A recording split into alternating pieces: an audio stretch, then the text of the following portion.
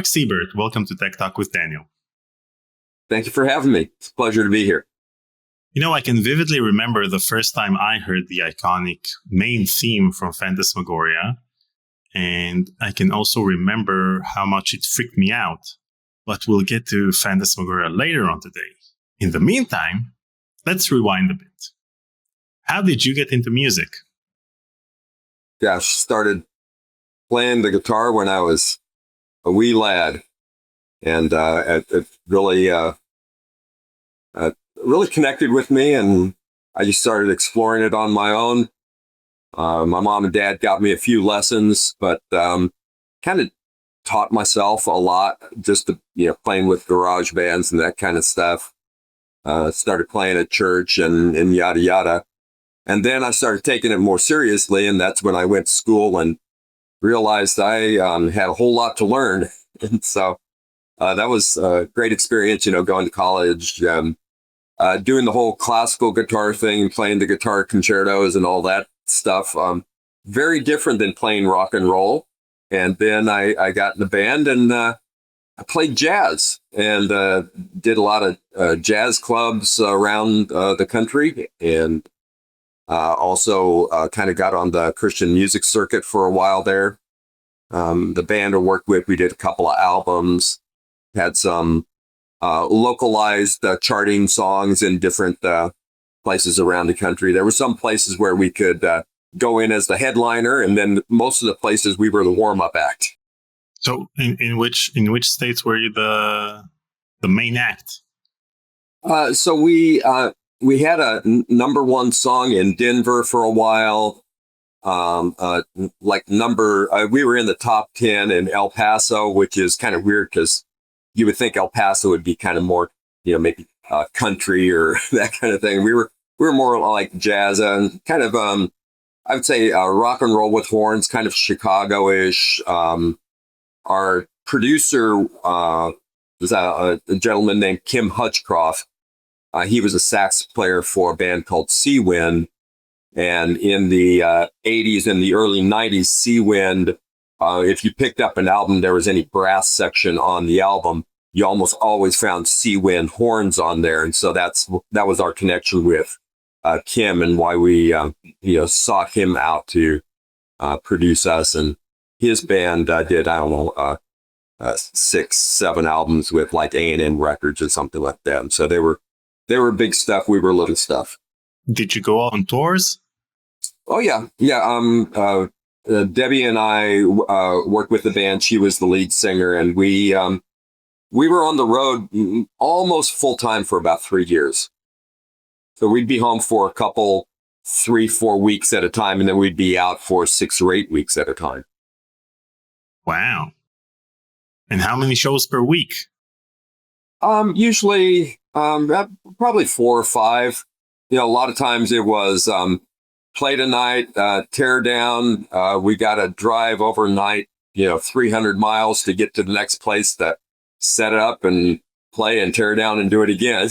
So it's, sometimes it was like, wow, it was pretty heavy schedule because we just had one vehicle. It was large, and we had like a big, system, sound system, and get lots of gear and stuff. And we were all crunched in the front of a bus, and then we'd get to the next place, set it all up and tear it all down and go again. And then you'd end up with we got 5 days off, and you're in like Podunk, Idaho, and there's a population of 5 or something.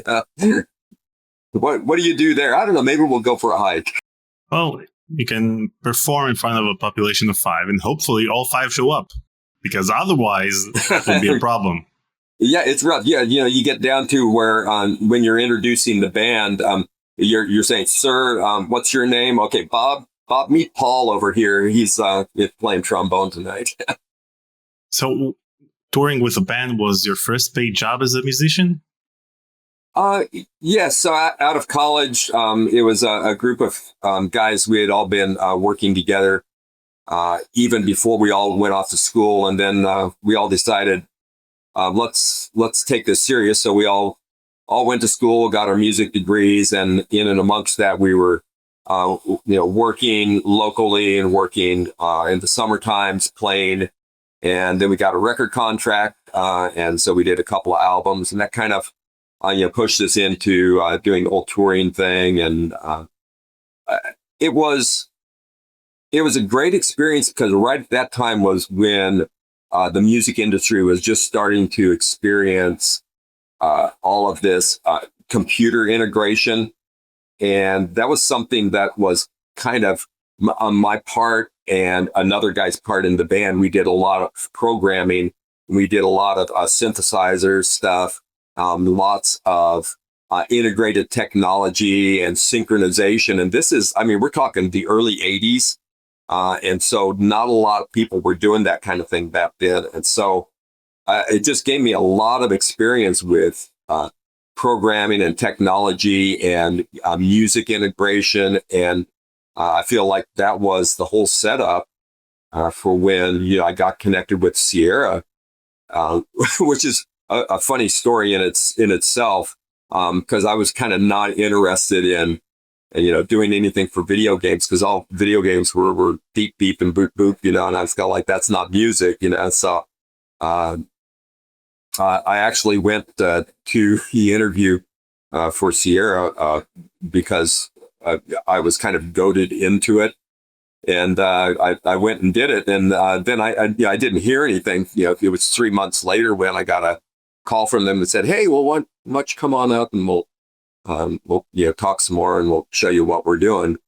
And it was only after that, when I realized that they're actually doing music here. It's not just when I'm not making sounds for Pong or something, And so all of that early programming with the band, when we were touring, really set me up to be able to do that kind of programming for video games. And so I presume you weren't a fan of Sierra games when you started working there because you hadn't played any by that time. I had very little experience with video games. Our trombone player had I think it was an Atari 800, as plug it into your TV and, play silly little games. And so that was my experience with, video games was that or the video arcade, when you could play, what was it, like Tetris was super exciting back then, So that was my idea of video games, when I went to see Sierra, and, I saw, I think the very first thing they showed me was King's Quest IV, and I saw a few scenes.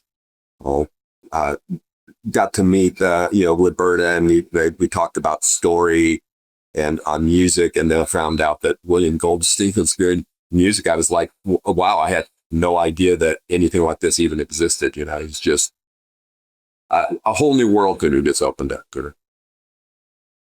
So what was your first day at Sierra like? Apart from meeting Roberta. So it was interesting because I wasn't, my first experience with Sierra, I wasn't hired as a employee. They contracted me. So when I went and, saw all the King's Quest IV stuff, and, we kind of got some of the music from William Goldstein, and I was thinking, okay, wow, this sounds kind of fun. They were going like, well, how about if you edit all this stuff and you kind of, do the programming and kind of work on, cutting the music into kinds of pieces that we need to be able to, put into the games and stuff. And then on occasion, it was like, we needed some music for this scene, and we didn't contract Goldstein for it. Could you take some of his music and kind of write something for us in that style, kind of fill this scene in? And so I did a little bit of that, and I guess they liked it because the next thing I knew, I had some of the other games. Mark Crow, the Space Quest guys, came over and were like, "Hey, could you write a little music for us?" And so then I was doing something for them, and then pretty soon I had done music for 3 or 4 of the games, and next thing I know, Ken's asking me, "Well, hey, why don't you just come and work for us?" And at that point, the band that I was touring with, the touring band had stopped. There was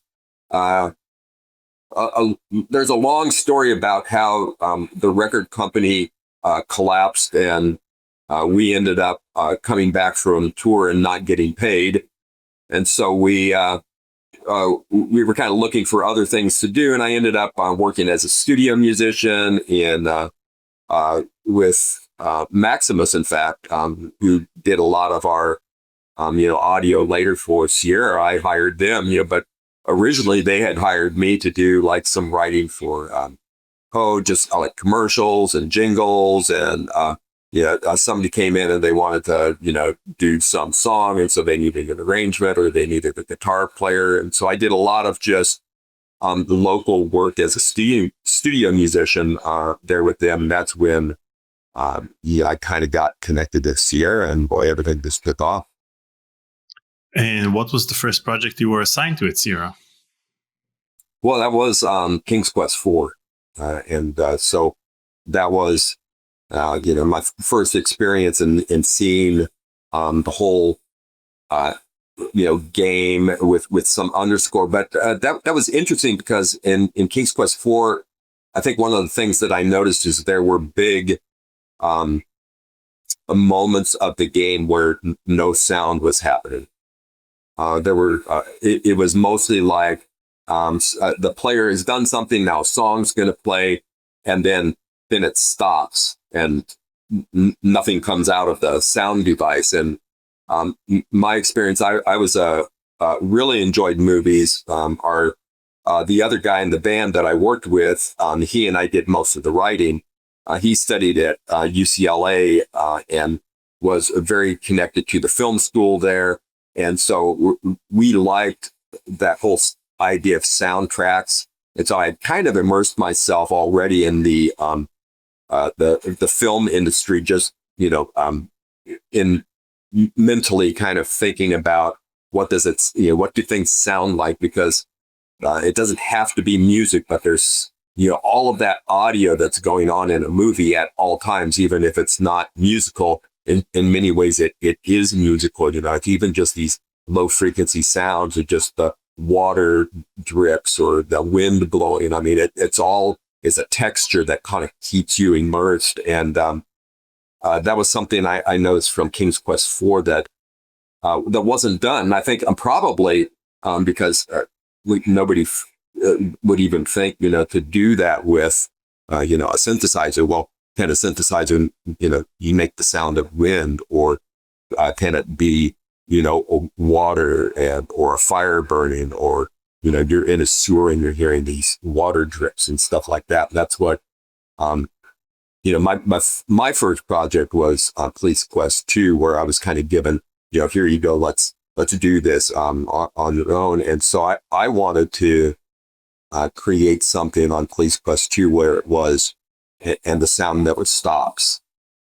And so it was creating, I'm thinking, MT32 was the thing that we were starting with, and I was familiar with that a little bit because that was, LA Synthesis, and the LA Synthesis stuff at the time was something I'd done a lot of programming with. You did with bands, we working in the studio and things like that. And I knew that there was lots of little bits of samples, and also the LA Synthesis was, you had these PCMs, and you also had, oscillators and things that, noise channels, and you could add white noise and stuff. And so by manipulating the programming, you could create things that were not musical. You could make with like they say, like wind blowing, or the sound of a fire crackling, or water drops in a sewer. You could do crazy things with the reverbs to kind of create different sonic spaces and stuff. So I really tried to explore that. And the guy who was working with me in the room, who was the more he was while he was a musician, he didn't do any of the writing. He did like all of the technical programming. Like I talked to Stuart Boldesgame. I'd say, Stuart, I want to be able to create this sound. Look how I've created the sound. How do I get that into the game, or the game to tell, to load that patch into the device. And he's like, oh, I can figure that out. So we did a lot of back and forth on how to, make those kinds of things happen. I think Police Quest 2 was maybe also the first game where I was like, hey, I want to play this MIDI track, but while that one's playing, I want another one to play, and maybe another one. I might want 2 or 3 things to be playing at the same time, depending on what the player's doing. So they've interacted in such a way. He's going to shoot his gun. I'm going to make the gun sound. And it's going to be a sound effect that's going to play, but it can't interrupt the other sound. They all just need them, mashed together in some way. So we did a lot of, talking about how that kind of thing would work, how you would prioritize effects. Well, what happens when you have too many things trying to trigger at the same time? So it's a lot of creative, technical issues that he and I talked about. But he was the guy who solved it all. He was really sharp. He knew what he was doing, and gave me ways to do things that hadn't been done before. It was kind of cool to have. So you started the game and sound it was there all the time. It's like you're visually seeing something. You're always hearing something. It's interesting that you mentioned King's Quest 4 as your first project, because you're not even credited on it. Yeah. So right. I was the one that I just did. William Goldstein would send the tracks, and I would create the new tracks for playing with the IBM Music feature card. I don't think the ad lib had even come out yet at that point. I did what happens when it's somebody doesn't have a sound card and it's just one little music speaker? It's got to go beep, beep, boop, boop, and it's got to play the load of song. And so I would program that. We had the Tandy, which had 3 voices. So you had like 3 of the little beep, beep, boop, boops that you could have going on. So you could have harmony, and that was kind of fun, so we would do that. So I was the one that did all of those little things. But yeah, I don't know. It was work, but did I need a credit? Yeah, probably not. Probably yes, because, people get credit for the smallest of tasks on later Sierra games. So this sounds like a lot of work. Converting it to several types of sound cards and PC speaker as well. Well, yeah, it definitely was work. I think that was it was different. Back when I first started, and I was listening to your conversation with Al Lowe and kind of thinking about back when one person or 2 or 3 guys could make a game. And sometimes, they would, hey, can you paint a picture for me, or can you, add this little sound for me? And sometimes they didn't get credit for that kind of thing. But it was, everyone was just kind of, it was a big, I don't know, we're all pitching in to help out to make this thing. And I think it wasn't so much like the movie industry where, the credits roll at the end of the movie and it's like 20 minutes of credits. We had the programmer and the artist and the guy who wrote the script or something. There's 3 guys, I think that the moment the Microsoft acquisition of Sierra, of Activision, is completed, you should go into the Microsoft offices and ask them for credit on King's Quest 4. Oh, I'm good. I got credit for so many other projects there at Sierra. When I was the music director, my name was up on the front of the screen on almost every game. But while I was the music director, if I wasn't writing the music on it, and I was working with Ken Allen or some of the other guys, Chris Brayman or something. Those guys were the ones that were, they were the ones that were in the trenches. I was just kind of, overseeing. I get to come in and hear their stuff every now and then and listen to it and, give my input, make some suggestions. And it was more of a a producer position, even though it said music director. It's like, okay, this game's going to be its kind of flavor is going to be a little, jazz, or it's going to be, Chris wanted to do some big band stuff. And I was like, who's really into that? So we had some of those kinds of flavors in some of the games, but it was really, if I wasn't the one writing the music on a particular game, they really deserve all of the credit that they could get there. Now, moving back to Police Quest 2, I want us to listen to the main theme first on an ad-lib sound card, and then on the Roland MT32.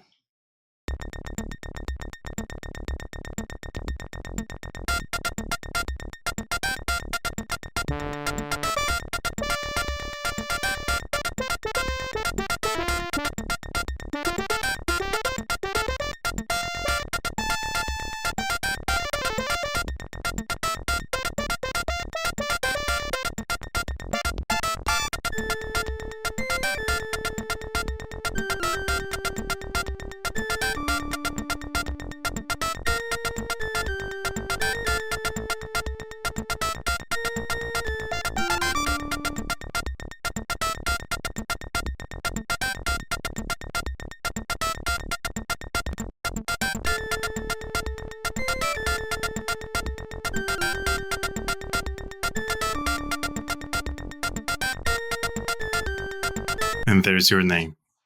Oof. But that's pretty rough. Now, let's listen to the Roland MT32 one.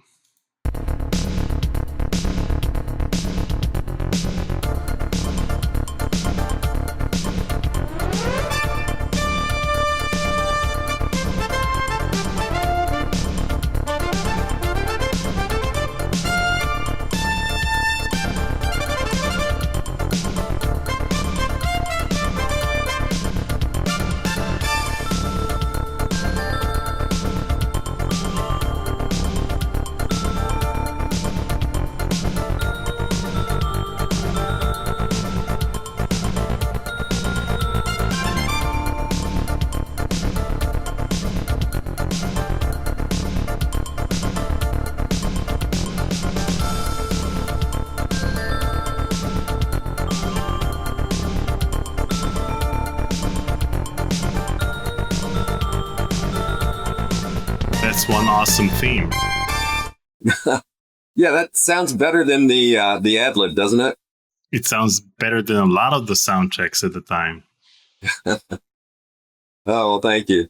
Thanks. Yeah, I listened to the ad-lib. I'm wondering if the ad-lib actually got the patch downloaded into it correctly. It sounded like it was playing the right notes, but not the right sounds. Well, it was 1988. Ad-lib cards weren't that sophisticated back then. That is true. That is true. Yeah. So the MT32, that was always the place where I started writing, or sometimes it was just at the piano or just in my head.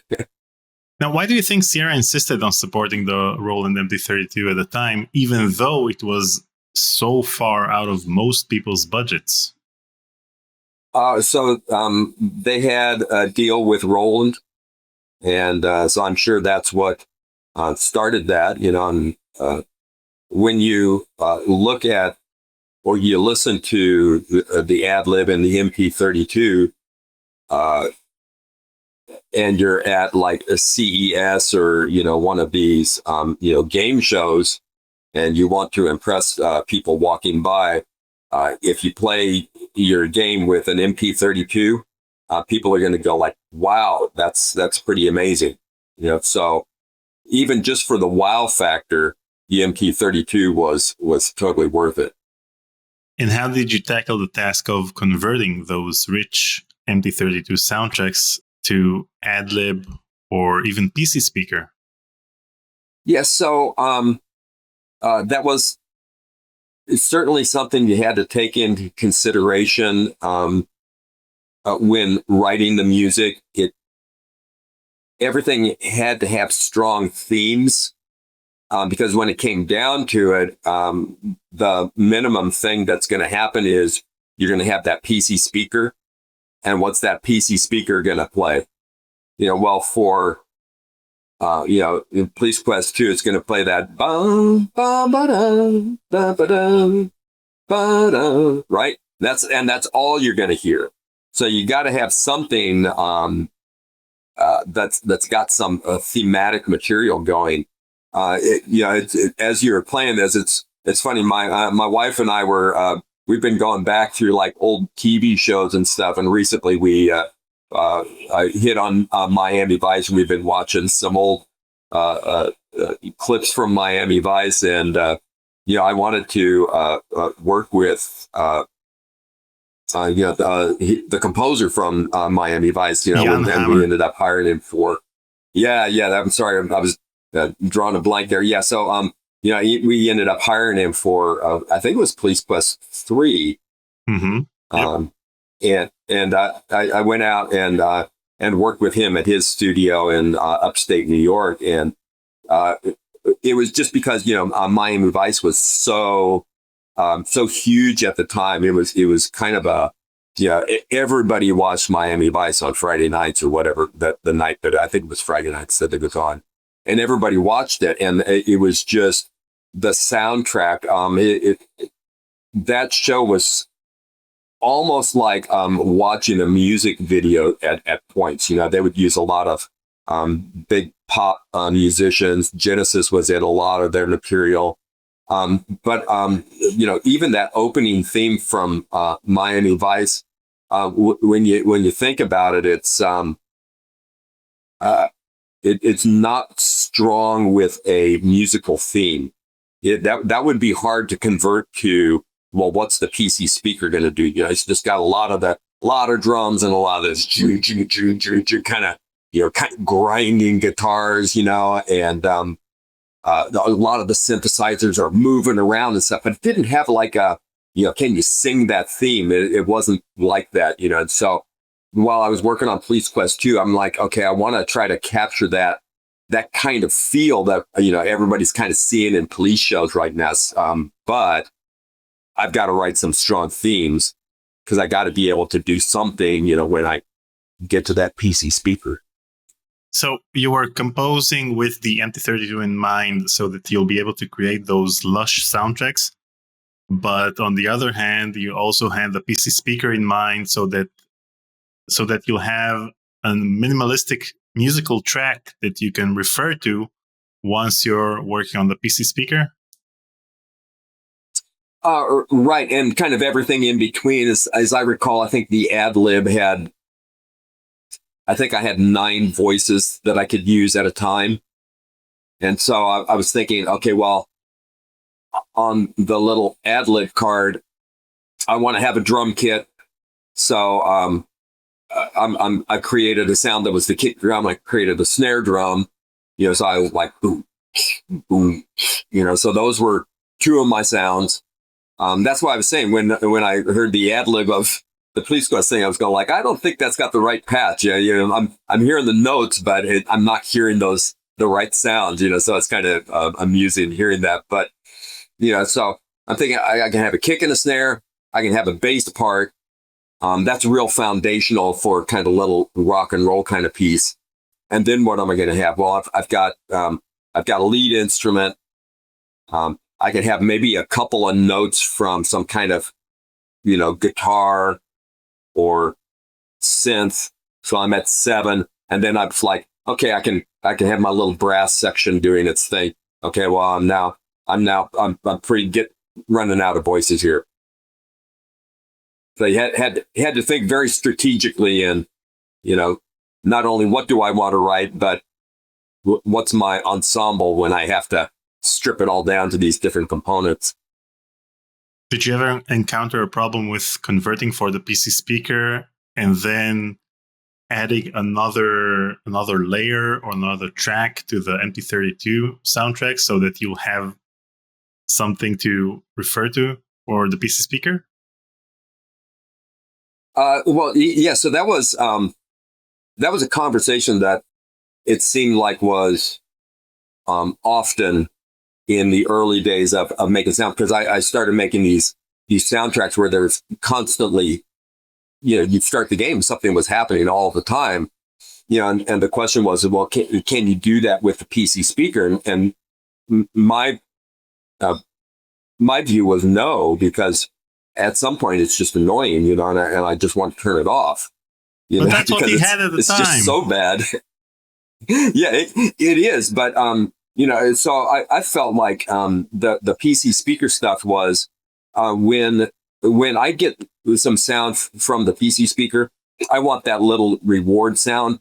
Man, I don't want that thing playing through the whole game, because I'm just going to turn it off. It's just annoying.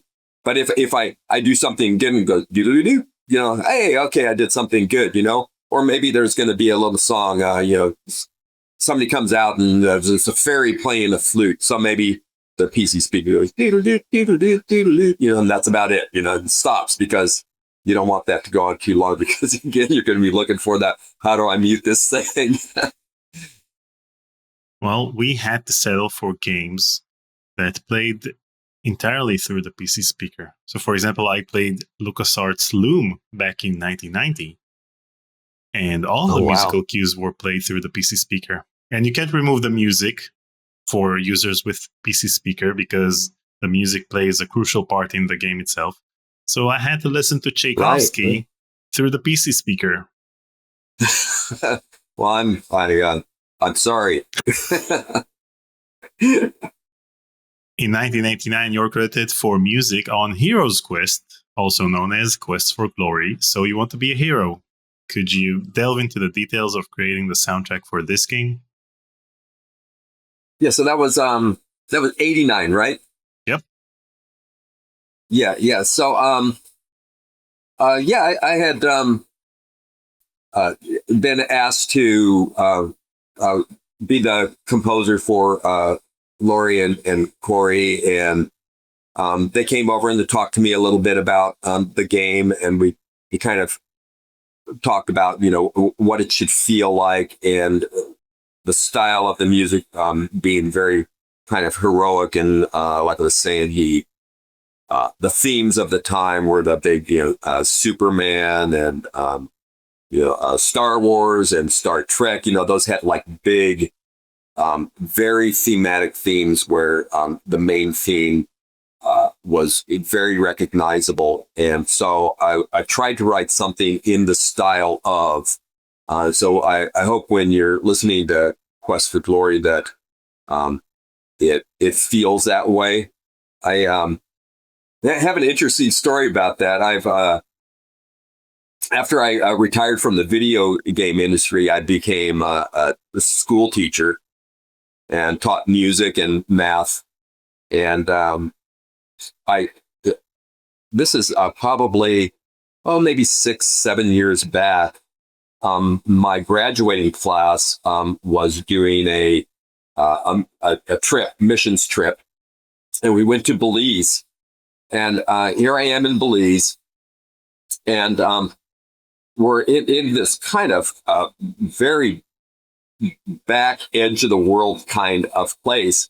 And a person who is running part of this school there says, you have your name is familiar. I used to play Sierra games, and there was a guy named Mark Seibert that wrote music there. I was going like, yeah, well, that's me. And they were like, no way. I was going like, yeah. And immediately she starts singing the Hero's Quest theme to me. Because I was going like, yeah, no, you don't know that's you just making this up. And she sings the theme to me, and she didn't miss a note. And I was like, oh my gosh, that's perfect. That's awesome. Maybe she also played it through the PC speaker, because with the PC speaker, you can hear every note and it's imprinted on your brain. Yeah, but that thing, it's like, oh, okay, it's easy to remember, that's kind of what I was going for. How do you take something that sounds super easy to just it kind of sticks in your brain first time you hear it, Still in 1989, you were credited as the composer and for sound effects on Codename Iceman. How was the soundtrack for this game conceptualized and produced? Yeah, so that was Jim Walls' game, and we talked about that, and we kind of wanted it to feel a little James Bond like. Definitely, if you listen to Codename Iceman and Police Quest 2, there's some of the same flavors. I remembered I did some special instruments for Codename Iceman. So if you play that on the MP32, you'll hear some patches that you had never heard before. And so that created some new textures for me to work with. We did a lot of things with almost like creating a digital delay inside the instrument where you would hear echoes, like the drums would go, ba-ba, ba-ba. So it's like you're hitting, it's got this delay thing going. So that was all just done through MIDI. There's no digital delay inside of that instrument, but I wanted to create that kind of feel. And I also created as I recall, there was like a piccolo snare in there where it had these real high pitched drum sounds that would kind of trigger off and kind of create different textures. But we also had, at the beginning of that game, there was the club. Mm-hmm. And so when I was talking to Jim about that, I said, hey, wouldn't it be cool if when you went into that club, every time you go in, the band's playing something different, Yeah, I could write like 4 or 5 different pieces, that was just like, some kind of thing. Because at that time, I was also, but a bunch of us that used to tour in the touring band, we're off doing other things now at the time, but we were like, hey, let's get together and let's just do some like wedding gigs on the weekend, and let's go play the club on the weekend, and so we'll Friday and Saturday night we'll gig and just you have some grins and make some music and stuff. So I was doing a lot of that, just playing at the club Friday and Saturday night, covering all of the top 40 stuff, and doing a lot of the old. The old standbys, you had to do all of those. And I was thinking, oh, well, I got to write some music for the club here, in Jim's game. So I wrote a few songs, that would, every time you came in, I think it kind of randomly picked a new one, so you got, every time you went in, it was like, hey, the band's playing a new song tonight, That was kind of fun. There are 3 themes, and one of them when you're dancing with Stacy. Oh, yeah. I think I called that song Whitney, because Whitney Houston was really big at the time, and I was one of her songs. I was trying to go like I'm gonna try to capture the flavor of that without infringing copyright limits here. But I want to just get that flavor. How do I get that flavor? So and I think I put a couple of those on the Sierra soundtrack collection. So if you if you get a hold of that, you get a nice recording of a couple of those pieces. So let's take a moment and listen to the fantastic title track on an MP32.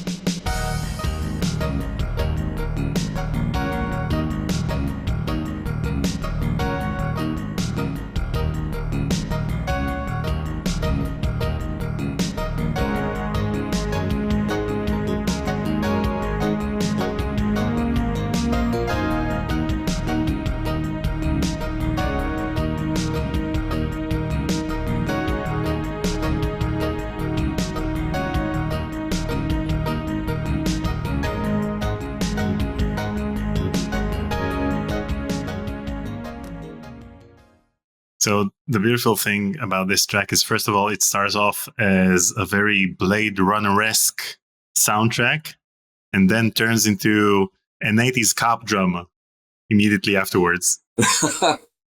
Yeah.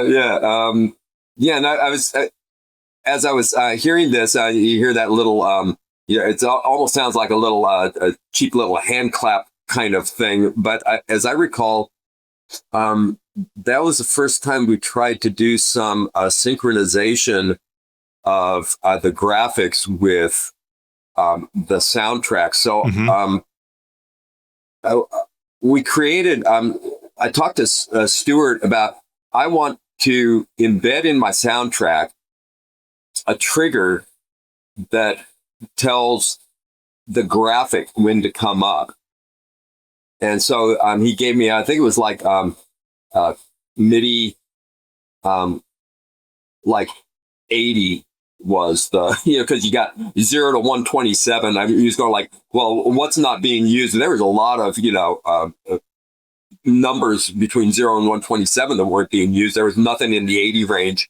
And so he's going like, well, let's take 80, I think was the number. He said, let's embed that in the sequence track. I'll extract that, and then we'll get the engine to recognize that it hit the 80 code, and that's when to trigger the it says code name Iceman according to the soundtrack. Yes. Yeah, and so it types in, and it looks like, oh, we're hearing the sound of the typewriter typing. And I think that was the very first time that we had done any of that kind of a synchronization thing. And that we ended up using that for a lot of stuff. I remember in I think it was Farkas. Quest for Glory 2. People keep taking credit for Freddy Farkas with the sing-along, that the little ball is jumping from word to word in the karaoke sing-along. Yes. But nobody's talking about this one. Well, I think the one that I was most proud of was I think that was a Quest for Glory 2. There was a scene where we had a dancer that was supposed to dance in this. I don't know. It was kind of a Middle Eastern bar or something like that, and she was doing a thing. And I worked with the animator to set up the animation so I would move all of the animation by the MIDI triggers so I could get her to dance to the music. And man, when that worked, it looked great, because it was the first time you saw something like that, or that I'd ever seen anything like that on a computer, where the audio and the video was synchronized in that kind of a way. More than just typing up letters, this character was kind of moving to the music, and it was like, okay, that was very cool. And did you use MIDI 80 over there as well? Did you constantly use the same one? Yeah, it was. Well, sometimes I think we ended up expanding that, because sometimes we had more than one thing that we wanted to trigger. And so I think, as I recall, Stuart gave us ways to go like, okay, well, you can use 81 or 82. All you have to do is tell the programmer now which trigger number you're using, and then they would be able to capture that and fire off the graphic element. Let's listen to Whitney, the track you were talking about earlier.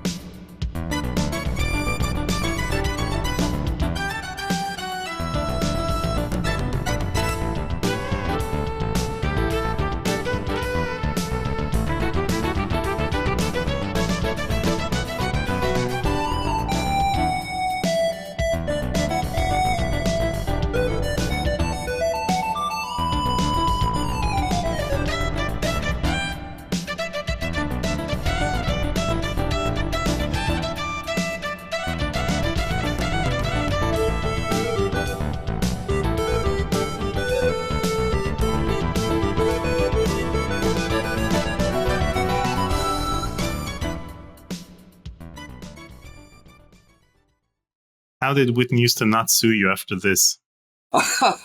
Do you recognize that? Well, it just sounds like I want to dance with somebody mashed up with another thing. Yeah, it's definitely got the vibes, but yeah, it's. I think I was always trying to be careful not to step on somebody else's music. I don't want to steal somebody else's thing. It's funny because now that I'm retired, I've got a little music production company here in Baltimore, and I have a lot of local songwriters that come over, and a lot of them are doing, well, I want to do kind of a Pink Floyd thing. It's like, okay, so let's see what that's going to be like, and so we're always like, well, what song are you trying to capture the flavor of? And then let's make sure that we're not, doing any copyright infringement, and kind of let's tear ourselves away from them and make it our own, so it's that's been a lot of fun working with the local songwriters here. Still in 1989, you are credited for music editing in the DOS version of Sylphid. Can you elaborate on the specific tasks and responsibilities involved in your role as the music editor? Yeah. So, yes, Sylphid. That was the kind of Japanese arcade game. As I recall, we were given tracks from the existing Japanese game, and I'm trying to remember. I think what I recall from that was they were not fully produced like for MT32. They were more arcade style tracks, and so they were kind of thin in orchestration. Mm-hmm. As I recall, I tried to take what was there and not create anything new, but try to just orchestrate it in a way that would be consistent with like some of the other titles that were coming out at the time from Sierra. So when you pop the game in and you play it, you go like, oh, it's a nice big full soundtrack that sounds consistent with my other Sierra games. So let's listen to one of the tracks from Sylphid.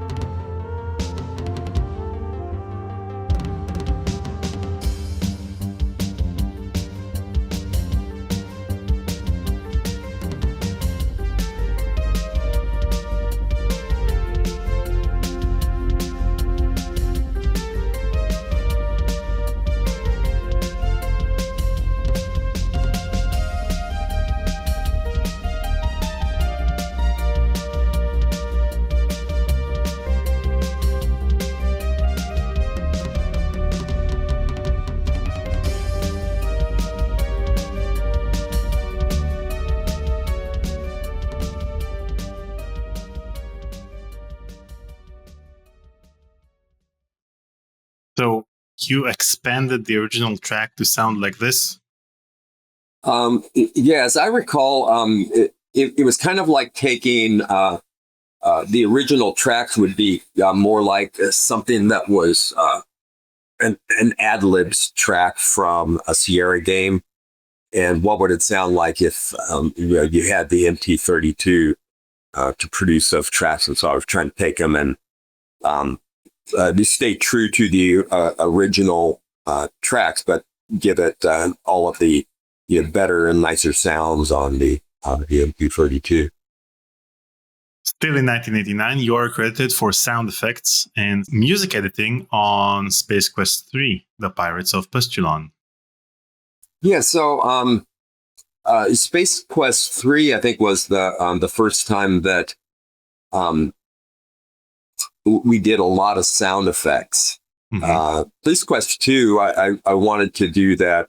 The soundtrack is continuous. It's always playing.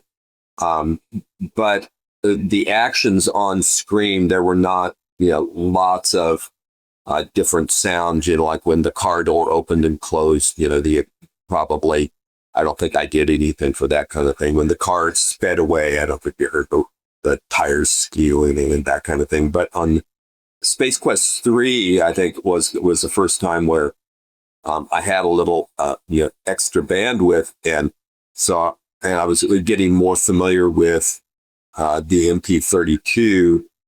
And I connected with a company up in Canada who had written a editing software for the MP32 where I could really get inside of it a lot better than I ever had before.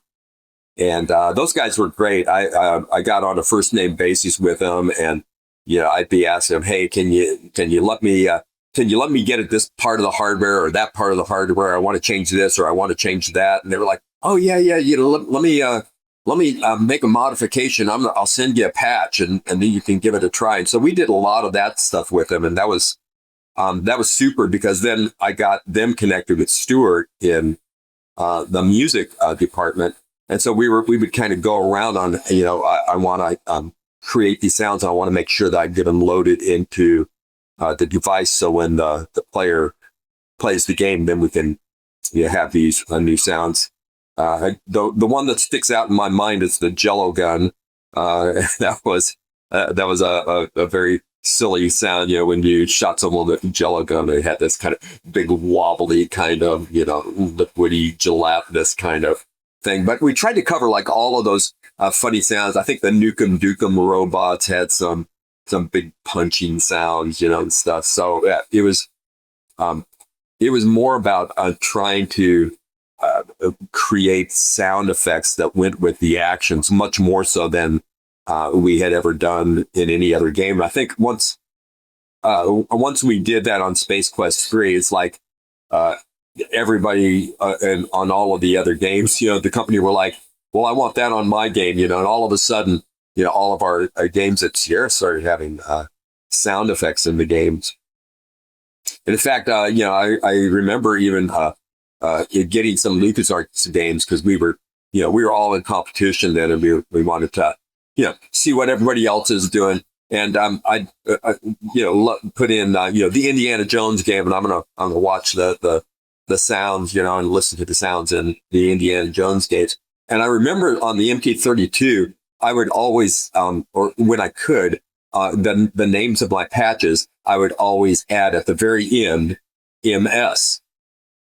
And that way I would know if anyone was using my sounds.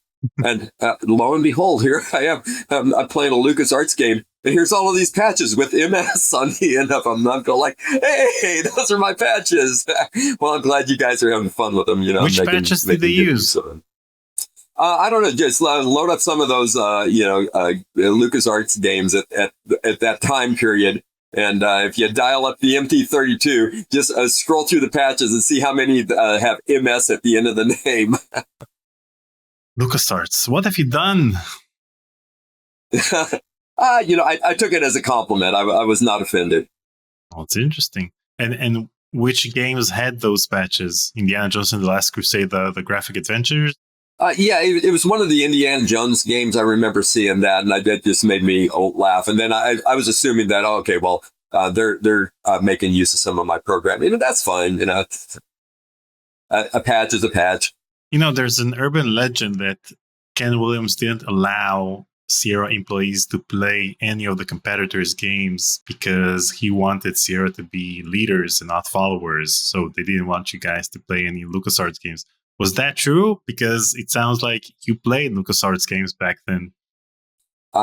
I've never heard that, and I always felt like Sierra encouraged me to see what the competition was doing. I think that when you see what's happening in entertainment, you watch it, it only helps you, increase your abilities, when you immerse yourself in, what's happening, both good and bad. Sometimes you get a game and you go like, "Oh, well, that was terrible," but but maybe there was a nugget in there. We go like, oh, that was really cool. That was neat how they did that. I think, just making games, it was just, it was a lot of fun. It was very creative, and it wasn't like a job.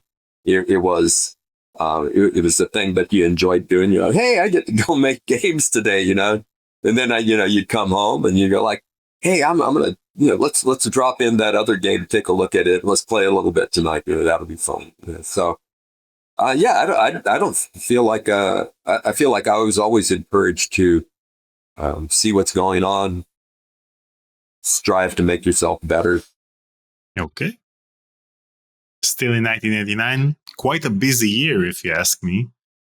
You're credited for music and sound programming on Leisure Suit Larry 3.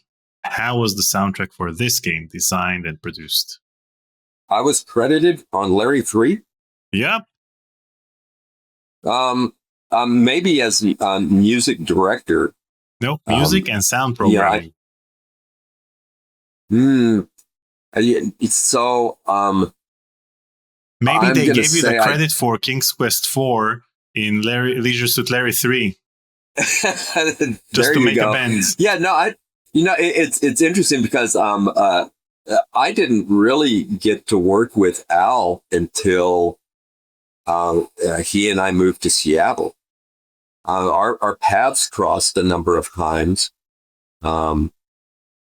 But he always had his own music and sound thing going until when we went up to Seattle, it was Al and myself and Roberta, I think, were the only Sierra employees that went up.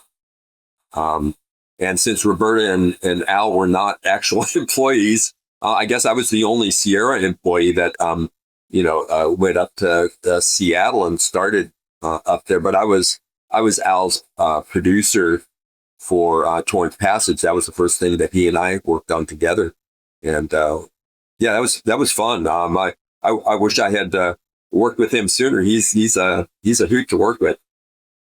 Could it be that you're credited for music and sound programming because they used one of your MT32 patches? It could have been something to do with the sound system or the programming system. I know that it was right about that time where we started hiring. It's probably late 89 or 90 where it was clear that I couldn't do all of the audio for all of the games that was coming out. And so I started, Sierra wanted me to look for other people to add to the department.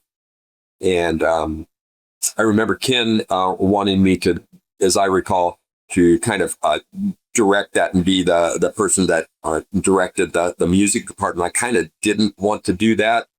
I just wanted to, write my music and have some fun. And somehow I ended up becoming the music director. I don't remember exactly how that happened, but somehow I was promoted. I don't know. Yeah, I don't know. But it was good. Yeah. And then, we had, I don't know, 3 or 4 of us, all writing music and stuff. And I guess it was good to have somebody to try to just, let's, when you put in a Sierra game, what does it sound like? Does it have some kind of consistency? And I think that's what,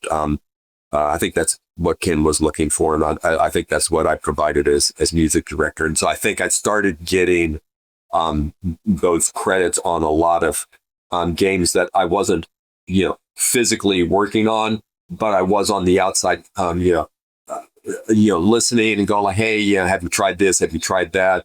Maybe this would give you some more consistency. Hey, here's a bunch of sound effects that you guys can use if you want to use any of those, and here's how they work, And so I think that was the beginning of the music director position. But as I recall, I don't think I did much on Larry 3. I think I'll to confirm that for you. I'll get him back for another conversation. There you go. Now, speaking of sound effects, in 1990, you're credited for cartoon sound effects in All's Well. Oh yeah, I probably did those.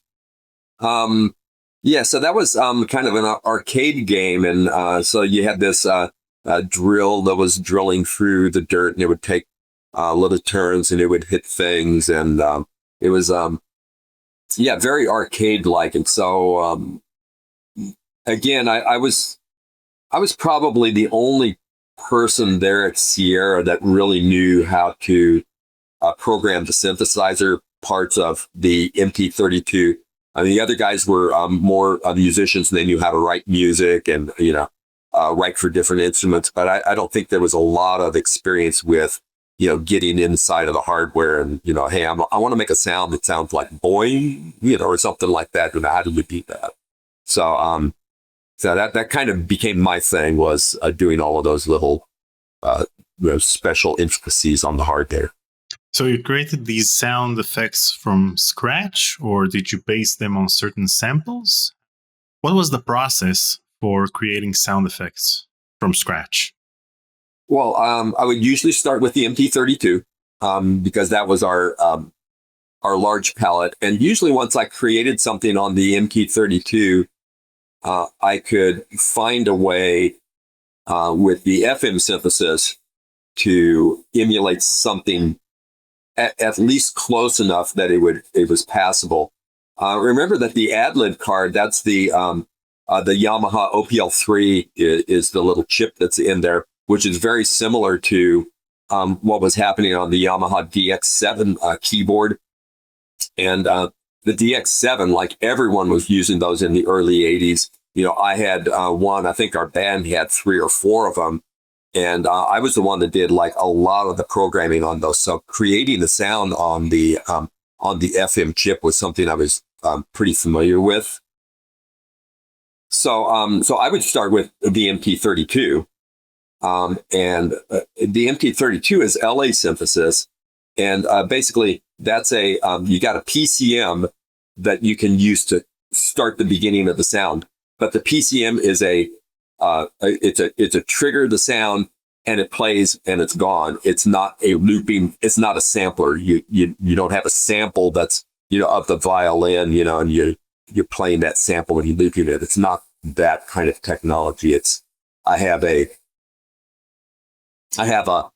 maybe it's a timpani, and so you have that initial hit of the mallet on the timpani, but it's only for less than a half of a second, and the rest of the sound has to be emulated from the synthesizer part of the device.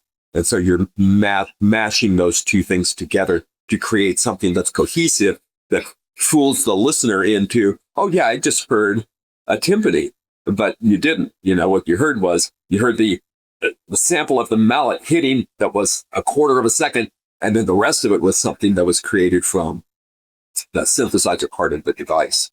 And so I was always looking for these little PCMs that, what happens if I take, a hand clap PCM, and then I take that on the MT32 and I pitch it down a couple of octaves, and it's like all of a sudden it's just this thunderous kind of low frequency crashing thing, Well, what happens when I take that and I manipulate it and then add on some, other synthesized part to kind of merge with it and give it some kind of tail out? What does that create for me? So you had I couldn't load PCMs. They were all in it. I had only what was given to me, but I could sure mess with them a lot, And so when we were working with oil as well, or I'm creating those sound effects, again, I'm thinking about, I got real familiar with all of the PCMs that were available to me. And then, what can I do? Because I want the rig to hit a rock, and what's that going to sound like? So, I'm going to use this PCM, and I'm going to get this little sample this synthesizer sound. I'm going to mash those two together. That's what it sounds like. Yeah, I hit a rock. Exactly. Still in 1990, you're credited for music, sound effects, and as playing the part of the genie, the snake, the man in town, and the singing ants on King's Quest V, Absence Makes the Heart Go Yonder. How about them singing ants? Yeah. So that was fun. It was not helium. um, yeah, we did a little, sort of Alvin and the Chipmunks just by speeding up the voice. I wanted to have the ants singing there. That was cute. Yeah, I'd forgotten about the snake and a couple of those other things. I was a genie. Huh? Don't even remember that. Um, yeah, King's Quest V, I think, was one of my favorite big orchestral things because when we started working on that, it's interesting because King's Quest V didn't have a lot of sound effects. I mean, it had some, but Space Quest 3 was kind of jammed in there, and that's where we did a lot of really heavy programming. I think it kind of stole some things over into King's Quest V, but yeah, King's Quest V, I wrote a lot of the music on that, and I was really trying to make it feel somewhat Disney-like, and I wanted to give characters themes, and I wanted to have certain instruments reflected with certain characters. Like Crispin was always the bassoon. When he was around, he always had this little bassoon thing that followed him. And then there was Cosima had a theme. And that ended up in King's Quest VI, and I took that and turned it into Girl in the Tower, but it really just came from the Cosima's theme in King's Quest V, so it's that was kind of fun to start to think about thematic material connected to certain characters in the game. Now, the music in King's Quest V is wonderful, but I think we should listen to the singing ants instead. Okay. Graham watches with surprise as a contingent of ants marches into the haystack and begins to swarm through it.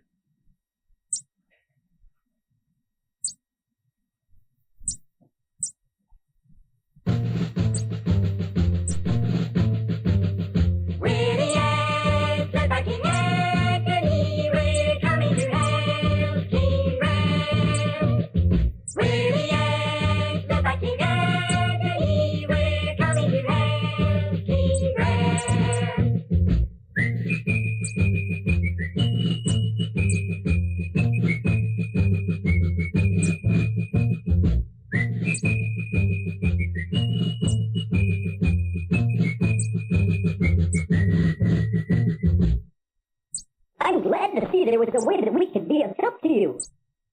Look here. We found a golden needle in the haystack. I'd like to present it to you. Perhaps you can find a use for it. Why, thank you, King Antony. I'm honored. Well played, Mark. Well played. Yeah, that brings back good memories. Those were some fun times. Still in 1990, you're credited for music and sound on Quest for Glory 2, Trial by Fire. Right. Yeah, that was the one when when Corey came over and started talking about Quest for Glory 2. I think that was the one that he was saying, I wanted to feel like Lawrence of Arabia. And so I went and got a copy of the movie and watched it and really tried to immerse myself in that Eastern music feel. I think I went to Fresno State to see if I could find the score for it, but they didn't have it.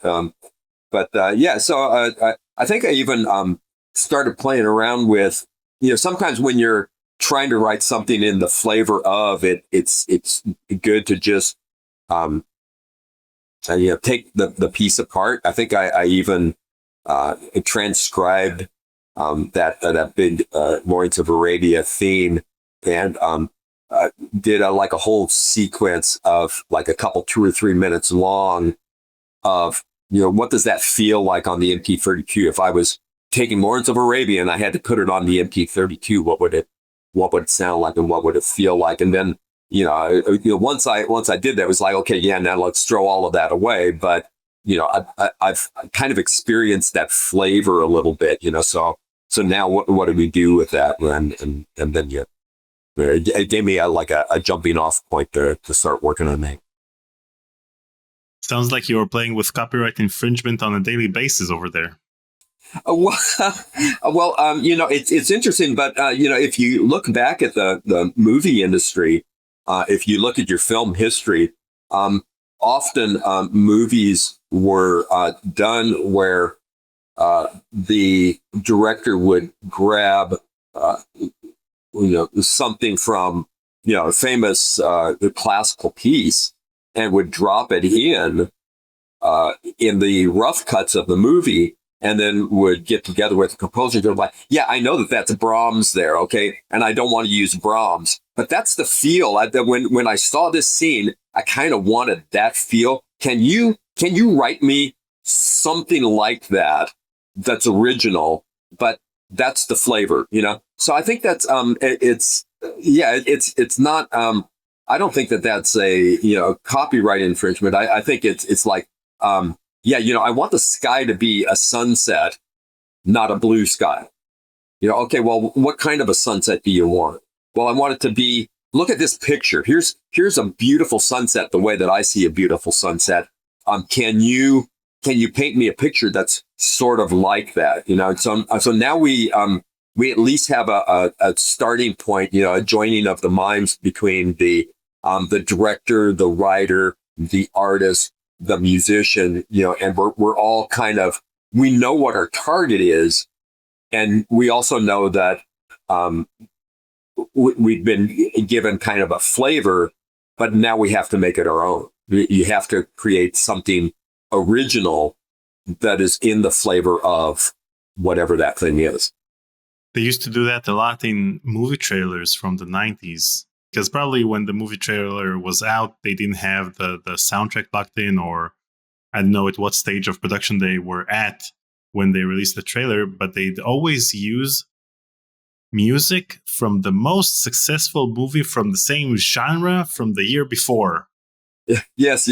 But you know what? If you're into film history at all, if you go back and you look at like Hitchcock was one of the first people that really started looking at movies from the standpoint of it's a moving picture, it's a moving work of art, and so much of that story is told through sound and just through visualizations. If you look at like that, there's a very early in the movie Psycho, there's a scene where the camera it's just a long, like 2-minute pan around the room, and you see the purse and you see the money and you see, that it's some kind of, it looks like a hotel room, and it looks like, here's some car keys. So somebody's been driving. There's a suitcase, and there's and not a word is said, but there's some music going on, and there's these images that are going on, and it tells the story so much better than if someone told you what to think. Hitchcock was the master of, and if they have to talk, well, that's okay, but try to do it without them talking. So I love that idea, and I always felt like that. With our soundtracks, I wanted to kind of, if we can, as much as possible, kind of paint pictures and create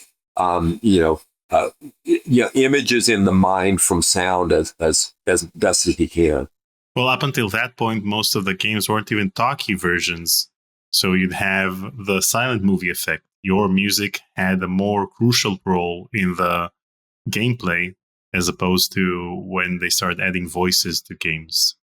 Yeah, absolutely. In fact, I remember we had a meeting when we first started doing these multimedia CDs, and Ken said something about, I look at these games and there's 3 parts to the games. There's the visual part, there's the musical and the soundtrack component, and then there's the acting with the voices. I'm going like, yeah, I've got 2/3 of that, So that was kind of fun, I think some of the artists and maybe the programmers weren't as keen on that, but I liked it. Given the fact that you were surprised by the fact that I told you that in Leisure Suit Larry 3 you're credited for music and sound programming, I presume that you'll also be surprised that you're credited on Leisure Suit Larry 5 for music and sound programming. I think that's, again, music director credit. I had nothing to do with Larry 5. Although I would have enjoyed that because I loved working with Al. But he and I, our paths did not cross a lot. I think in your interview, he mentioned that he had an office down in Fresno. Mm-hmm. And so I didn't see him in the Opus office often. So still in 1991, you're credited as music director on several games like Space Quest 4 and Conquests of the Longbow and Mixed Up Mother Goose. Did you take part in the production of the soundtracks for these games, or as music director, did you just take credit for being there? So so working backwards, Mixed Up Mother Goose. We did all of the recording for that down at Maximus. I think that was my first adventure with Maximus with Sierra. I worked with them, as a musician, and we did a lot of recording with them for other things before Sierra. And so, all of the production for all of the songs, all of the singing. I think I sang on a few of them. Debbie sang on a number of them. I did a lot of the arranging for the music for the songs that were going to be sung and stuff. I was very involved in that. We did all of the, I think I did most of the voiceover recording because we built a little a studio there at Sierra, and we did a lot with voiceover just in house. In fact, I think Mixed Up Mother Goose has my dog on it. Really? Yeah. She, I had a dog, and she didn't like when the postman would come. And this was before we had really good sound effects libraries, and we needed a dog barking. So I knew the postman came around 1 o'clock. So I set the mic up in the entryway, was just kind of waiting for the postman to come up and hit the old record button. And so, my dog ended up in that video game and stuff. So it seems like your entire family a was few things like that. Involved in the production of several Sierra games over the years. My youngest was in Phantasmagoria. She was the crying baby. And we'll talk about it. And my other daughter, my older daughter, she was the girl in the pond. So they both got into that one. I was involved with Mother Goose. That I did a lot of work on that one. Longbow, I wrote a lot of the music on Longbow. And that was the second game that I worked with Christy on. We did Camelot was the first one I worked with her on. I did a lot of writing on. I think I did all of the music on that one.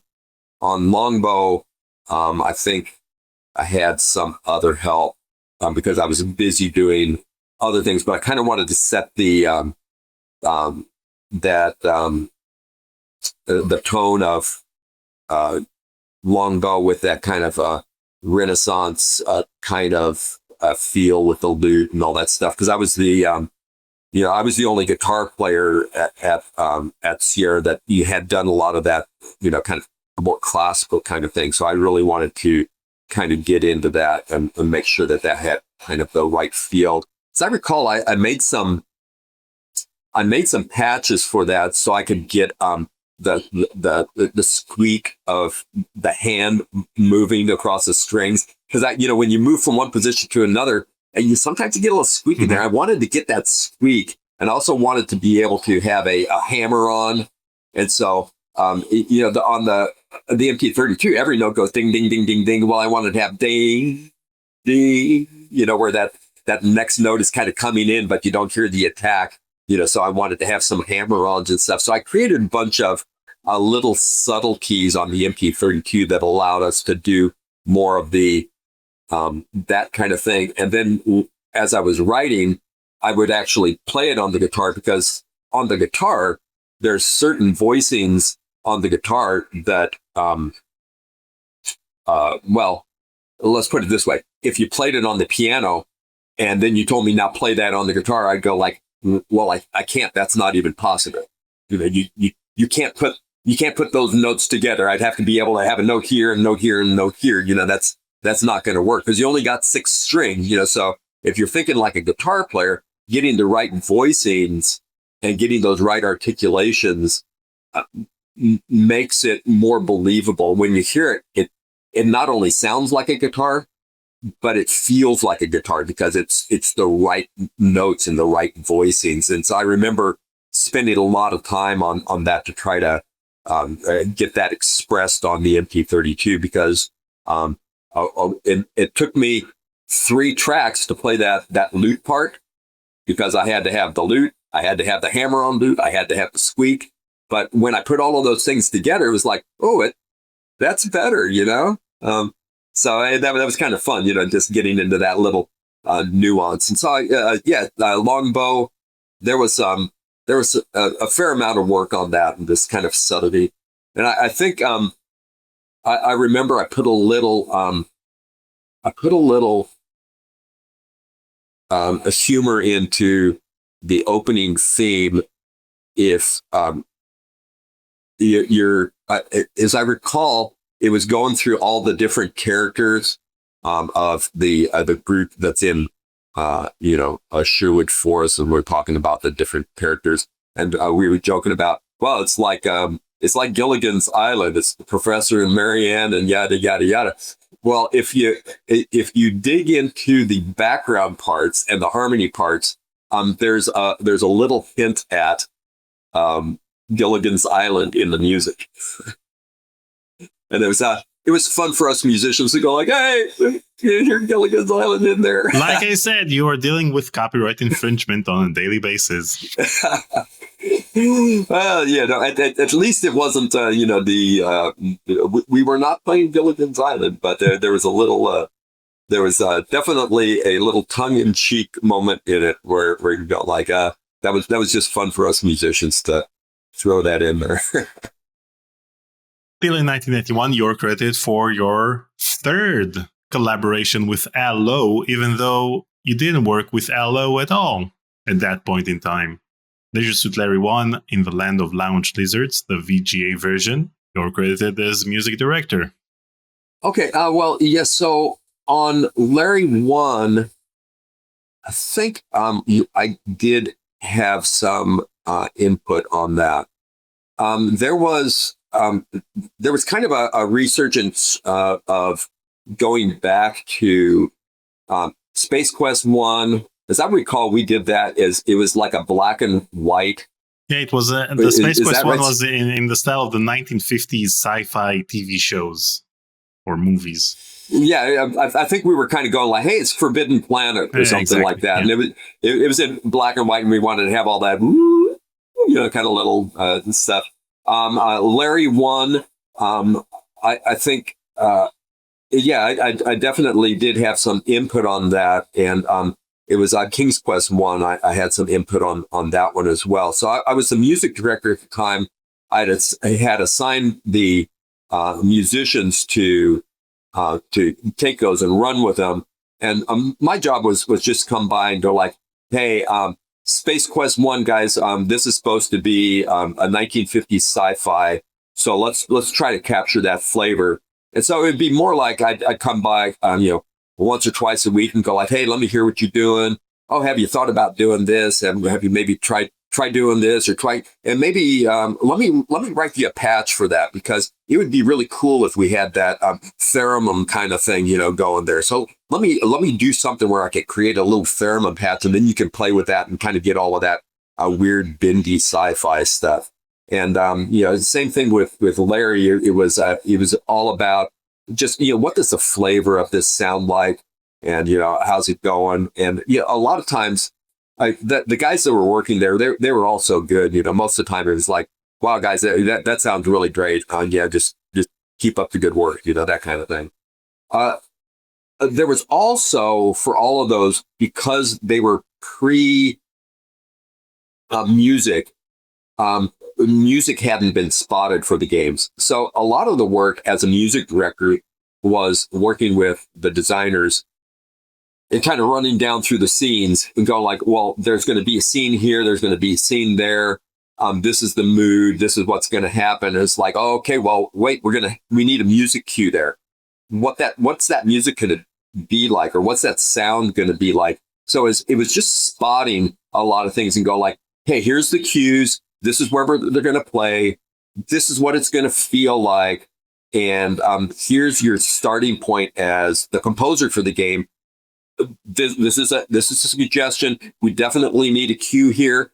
And I'm thinking it's kind of, maybe it's, for Larry, I think we were still kind of doing more jazz kind of stuff. So maybe it was, this is it's a jazz combo trio, you know, so you got a stand-up bass and some piano and some little stir brushes stuff on the drums. And that's a song, and it's going to be, let's have it 3 minutes long, and it's going to loop at some point and go off and have fun, you know. Still in 1991, like you said, you hired Jan Hammer to work on the main title for Police Quest 3. How'd you get the budget to hire him for a computer game? So that's when computer games were still cool. And the musicians wanted to be a part of them. You know, that quickly changed to the point of, hey, video games have some pretty big dollars that are coming in and they can pay me, you know. But this was, you know, talking to some of the musicians that were in the music industry that weren't in, you know, the games industry yet. And video games, that sounds kind of fun. That would be kind of cool to do that, as long as it didn't take too much of my time. Yeah, that would be kind of fun. And then, you know, I could tell people, hey, I worked on this video game. You know, I did this video game thing. So, yeah, I think that's how we got him on Police Quest. We got, you know, Bob Siebenberg on Space Quest. And we had a couple others. I had Michel Legrand, famous film composer, wrote some music for me for Torrance Passage. You know, so it's you just had to connect with the right people at the right time that hadn't been in the games industry, and all of a sudden you're kind of offering them, hey, would you like to do something on a video game? And they're like, oh, well, that sounds fun, as long as it doesn't take too much of my time. Yeah, I could maybe do something. That would be fun. Yeah, so I think that's kind of how we got those guys to do those things early on, and it quickly got to the point where you couldn't do that anymore because they were all like, yeah, pay me some real money. And was Jan aware that most people would listen to his main title theme through their PC speaker? Yeah, no, they were not under any you know, disillusion. You know, they knew what was happening, but it was fun for them. You know, we had a good time, and you know, it was a nice little PR thing for Sierra. You know, I'm sure it was a PR thing for them too. You know, it's like, you know, what have you done? Well, I've been doing this TV show, and I've been doing this TV commercial. Oh, and I did a video game. What? You did a video game? Well, tell me about that. You know, well, that's different. You know, so I think it was that kind of thing early on. But like I said, I think that kind of wore off pretty fast. Yeah, computer games were witchcraft back then. Exactly. It's all magic. In 1992, you're credited as the music director on The Dagger of Amun-Ra, as well as guitar player on the Archaeologist song. Okay. Yeah, probably. So that was, again, I was a music director. So my job on those projects was working with the designers, spotting all of the cues, making sure we had a complete list of all of the different scenes, discussing the scene, what kind of music, what it's going to feel like, the overall flavor of the soundtrack, getting a list of sound effects, knowing what we needed to build up and where they were going to be used. So it was a lot of, as music director, it was a lot of logistics and just tracking all of the different things that, the programmers needed to have so that when they got to, whatever the scene was that they had on the piece of music moving, the soundtrack, the sound bed that was going to, underscore the scene. So that it was a lot of logistical work on my side. The music part of things, that's where, I was, we had hired, Ken Allen and Rob and Neil. You had a interview with him and Chris. And so we had a good staff of writers, and you bring a writer in and feel like, here's the flavor, here's the game, here's a list of cues, and I'll come work with you each week, and we'll track how those cues are coming down and when you need to rewrite that piece and have it ready, because it's need to coordinate with the artists and the programmers to make sure that when all of the art is ready for that scene, all of the music's ready for that scene, everything integrates at the same time. The programmer has everything they need, that they can actually start putting all of the pieces together. So yeah, my efforts on those games as music director was just trying to coordinate timing and idea management. It wasn't the best fun. It was fun in a different way, but it certainly wasn't hugely creative. It was more like we've got the creative talent in this composer who is assigned to this project, and I'm just trying to help them make sure they had everything done when everyone needs it to be done. And as far as the guitar playing, probably if there was anything until we had Neil there, because Neil's a pretty good guitar player, but until we had Neil there, I was the only guitar player. So if anyone needed some guitar, he was like, okay, yeah, just tell me, write something for me, and I'll play it and record it. So Chris wrote the music for the Archaeologist song, and you played guitar, and Chris played trombone, and Dan played bass. Oh, fun! Nice. Dan Kaler. Dan Keller, yeah. Yeah. Okay. Well, so we picked that out right because Dan was a bass player and Chris was a trombone player, so we went with our strengths, I guess. Okay, let's listen to the song. I want to marry an archaeologist and keep his artifacts warm. I travel with him through jungles and deserts and weather out every storm. If he wants me to, I'll burrow and dig on burials small and pebbles big. I want to marry an archaeologist. What a marvelous gig. Mommy would love him and Daddy too. We'd be famous and well-to-do. Oh, I want to marry an archaeologist. Then I could book it too. Wahoo! I could book it too. Oh, we'd play peekaboo. Oh. That's some magnificent guitar playing over there. Oh my! I had completely forgotten about that. Oh, yeah, that's a pretty funny little tune. So Dan played bass, and on vocals we have Susan Keller, which I presume is his wife. Yeah, right. Awesome. Yeah, I don't even remember where we recorded that. We may have done that. We may have done that in-house. We may have gone out. We probably did that in-house. It has that rogue operation feel to it. Absolutely. Yeah, it's so much of what we did was I feel like it was just a fun. Hey, I've got this idea about this song. Oh, okay. Well, what do you want to do? Well, you play guitar and Dan's gonna play bass and his wife's gonna sing. And all right, let's get together and we'll knock that out and have some fun with it. Let's record it in the storage room. Yeah, exactly. Now we did have a little sound booth, and we had some good acoustics and some mic set up in there. It was that was also where we would record a lot of our sound effects and stuff. So we would have specifically on Phantasmagoria, we had what we would call like produce day, where you want to do the sound effects, and you would go down and get some raw chicken and some watermelons and, different pieces of produce. And you'd get the mic up close and you'd smash them and get all kinds of, crazy I know crushing. what the watermelon was used for. Yes, got to have those splattering sounds, Let's get the plastic in the studio. Still in 1992, you're credited on King's Quest VI for additional music and sound effects. Now, did you work on Girl in the Tower at that point in time, or only when you started working on the CD-ROM version?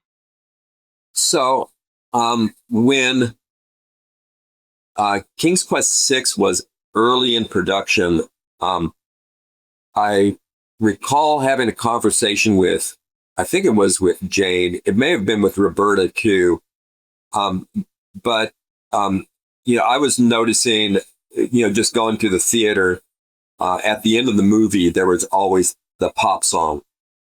And that was the song that, charted on the radio, and it was at the end of the movie. And it really didn't have anything to do with the movie. It was just the song, that went with the movie. And I thought, hey, well, wouldn't it be fun to do a song at the end of King's Quest VI? It's kind of like as the credits roll, here's the pop song, And so I don't remember exactly how that got started. I know that was kind of the thought. And then Jane wrote me some lyrics, and I was telling her already that I was kind of playing with Casima's theme from King's Quest V, and I thought that would be kind of cool to link the two games together. Is there something we could do with that? And so we had a little back and forth on that, and then then the song just kind of like, it just wrote itself. It was so simple because the music was already there. It was just a matter of taking it and turning it into a different thing, which you do that a lot. If you listen to soundtracks,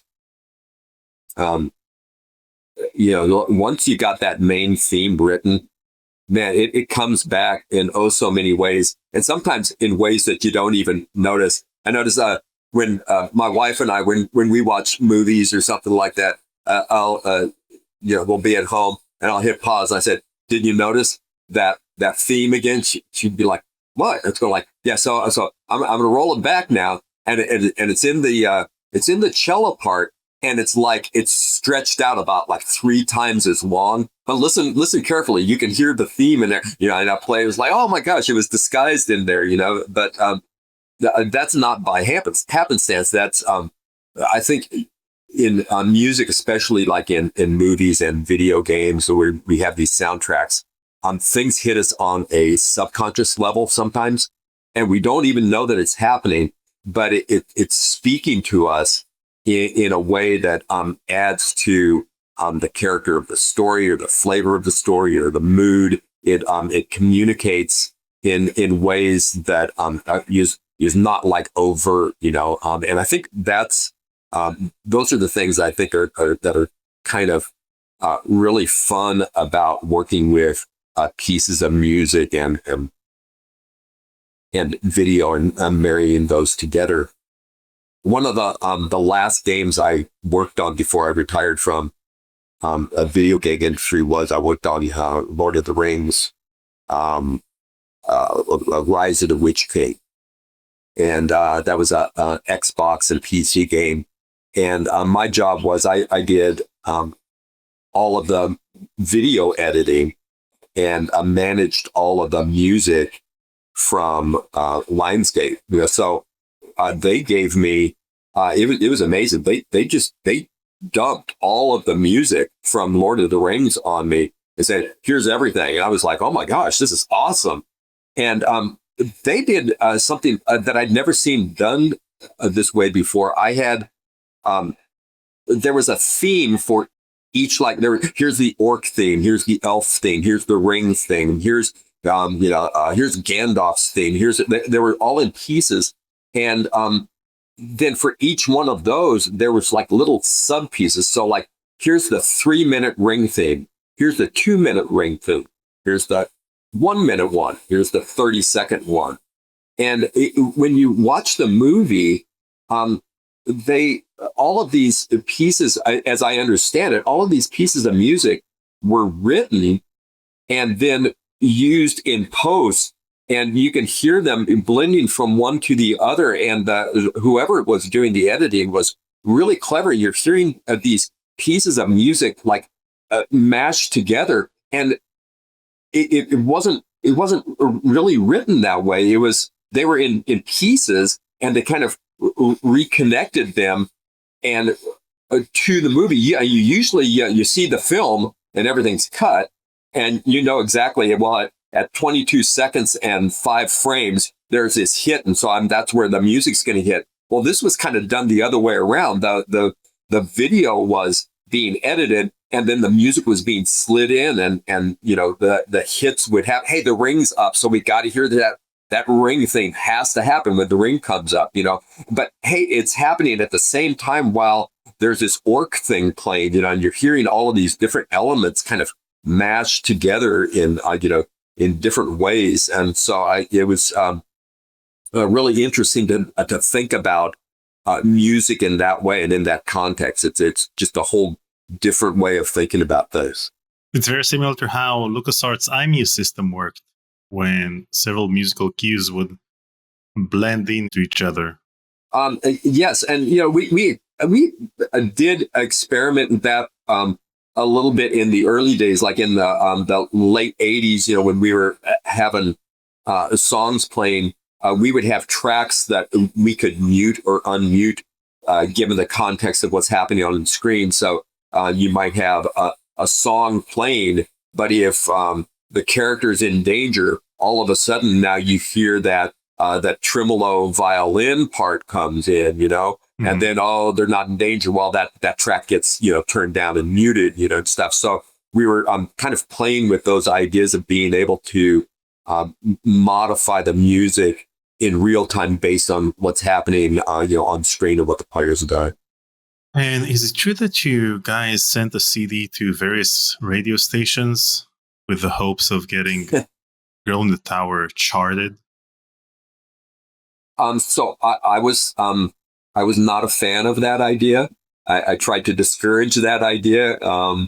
Having been in the music industry, I you know, worked with radio stations. Actually, when I was in college, that was one of my jobs. I was a DJ at a radio station at night as a little, you know, making a little extra cash. So I would have the 10 o'clock at night till 2 o'clock in the morning shift, or the 2 o'clock in the morning to the 6 o'clock in the morning shift.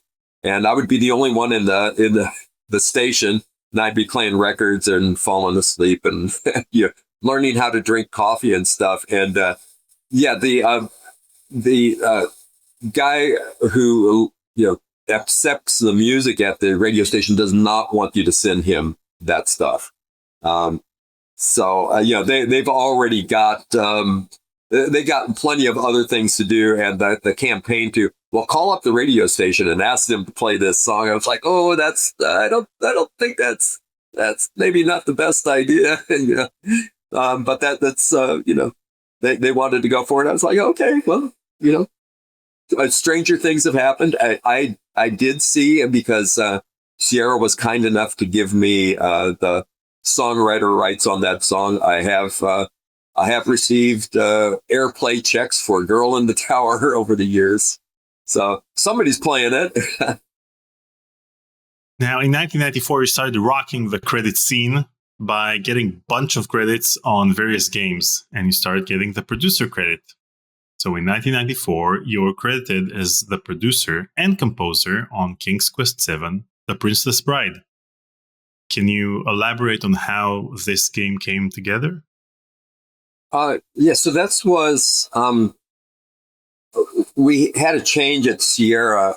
For a while, we had been running kind of departments at the company. So there was a music department, there was an art department, there was a programming department, and so I was in charge of the music department. So I was like touching every single game. Same thing with the art department. There was like an art lead that kind of ran all of the production.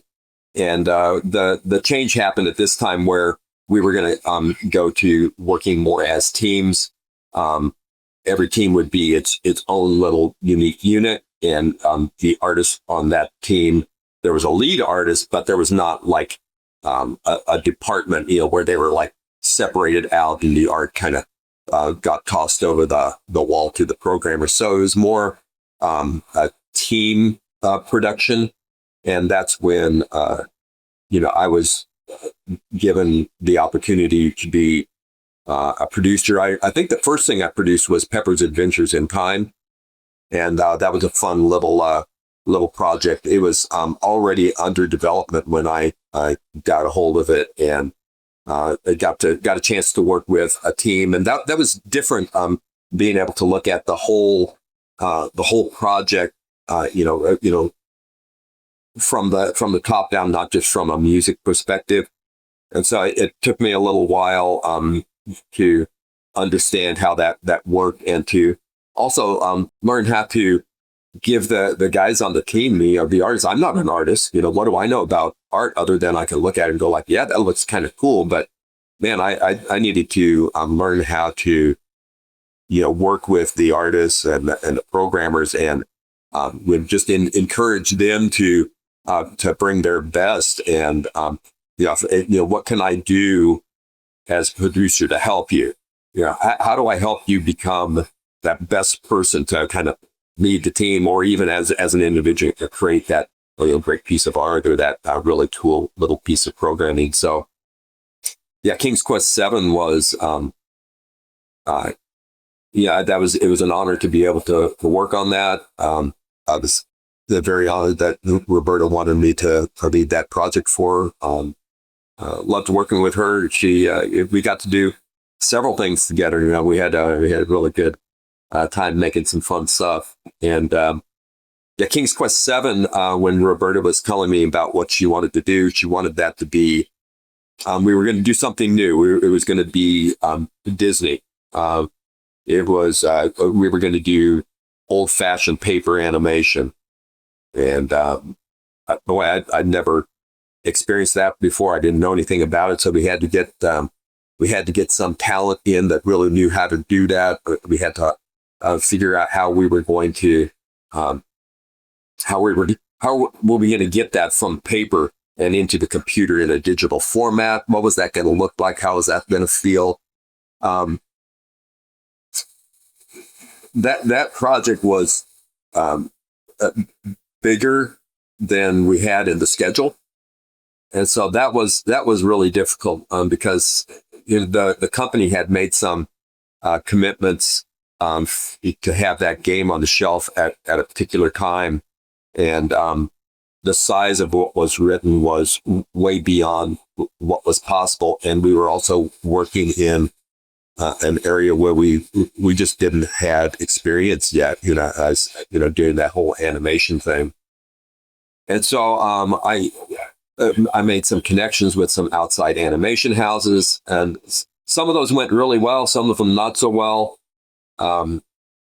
If you look at the game, the triage on the out of house stuff.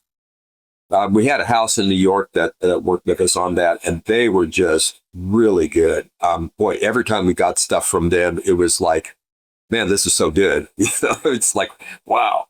And then we had, I went over to Russia. I was in St. Petersburg for a week with our art lead, and he and I worked with an animation house there, and we, some of the people over there were good, and some of them were clearly getting a paycheck. And so, man, when we got stuff from Russia, I would say about 50% of it was like, man, I don't know if we can even salvage this. And then we hired another house. We had these guys in Croatia working on it. We had to shop out so much work because it was just impossible to do it all of ourselves in house. And it was, man, that was a lot of work. I remember towards the end of the project, we were doing long days. I went to work on a Monday morning and I came home Thursday afternoon. And I was like, oh, okay, yeah, no, maybe I would, cat nap a little, but I was like up for like 7 hours or something like that. I was getting pretty punchy, but yeah, we that was a lot of work, and I did do some of the music on it, but most of the music I think was Ken and Chris did probably the lion's It share was of the Neil. music. I know I did a little bit. Oh, was it Neil? Okay, yeah, that's right, yeah. So I think we had I think we had several people working on music on that game, but I was still kind of I'm the music director, and so I kind of was still spotting all of the pieces because I that was kind of the expertise that I had brought as the music director for the company. As far as like being the producer, what can I bring as a producer, as a contributing part of the team? Well, I can do all the things I did as a music director. I can spot the cues, and I can create those lists. I can chart out all of the sound effects and get things ready for the composers and stuff. But I really needed to be able to let those guys take it home with it. And so, what challenges did the team face in coordinating with animators who were unfamiliar with computer game animation? So, we didn't really ask the artists to think about that. We let them create cell animation just the way they normally would, and the only part of the process that pertained to was specifically what we were doing was that it had to be scanned and digitized, and at that point, everybody who was doing cell animation was already doing that. Ink and paint wasn't ink and paint anymore. It was, it was really, Photoshop, and you were using, the drop colors, the fill colors, and you were doing shadows. Yeah, you would do that. But yeah, it was very much the way Disney was doing, like Aladdin or, I'm not Beauty and the maybe Beauty and the Beast a little bit too. So, it was kind of right out of exactly what they were doing, and we had some people that had some experience with that, and that was very helpful. And did the fact that Roberta Williams was occupied with Phantasmagoria during the production of King's Quest VII have an impact on the project, in your opinion? Well, yes. So I was involved with Phantasmagoria too, or as well, and so. Yeah, so she and I were both working on both, and so yeah, that was it was dividing our time a little bit. The King's Quest was coming out that year. Phantasmagoria was supposed to come out the following year, and I think it actually didn't make it. It ended up coming even later.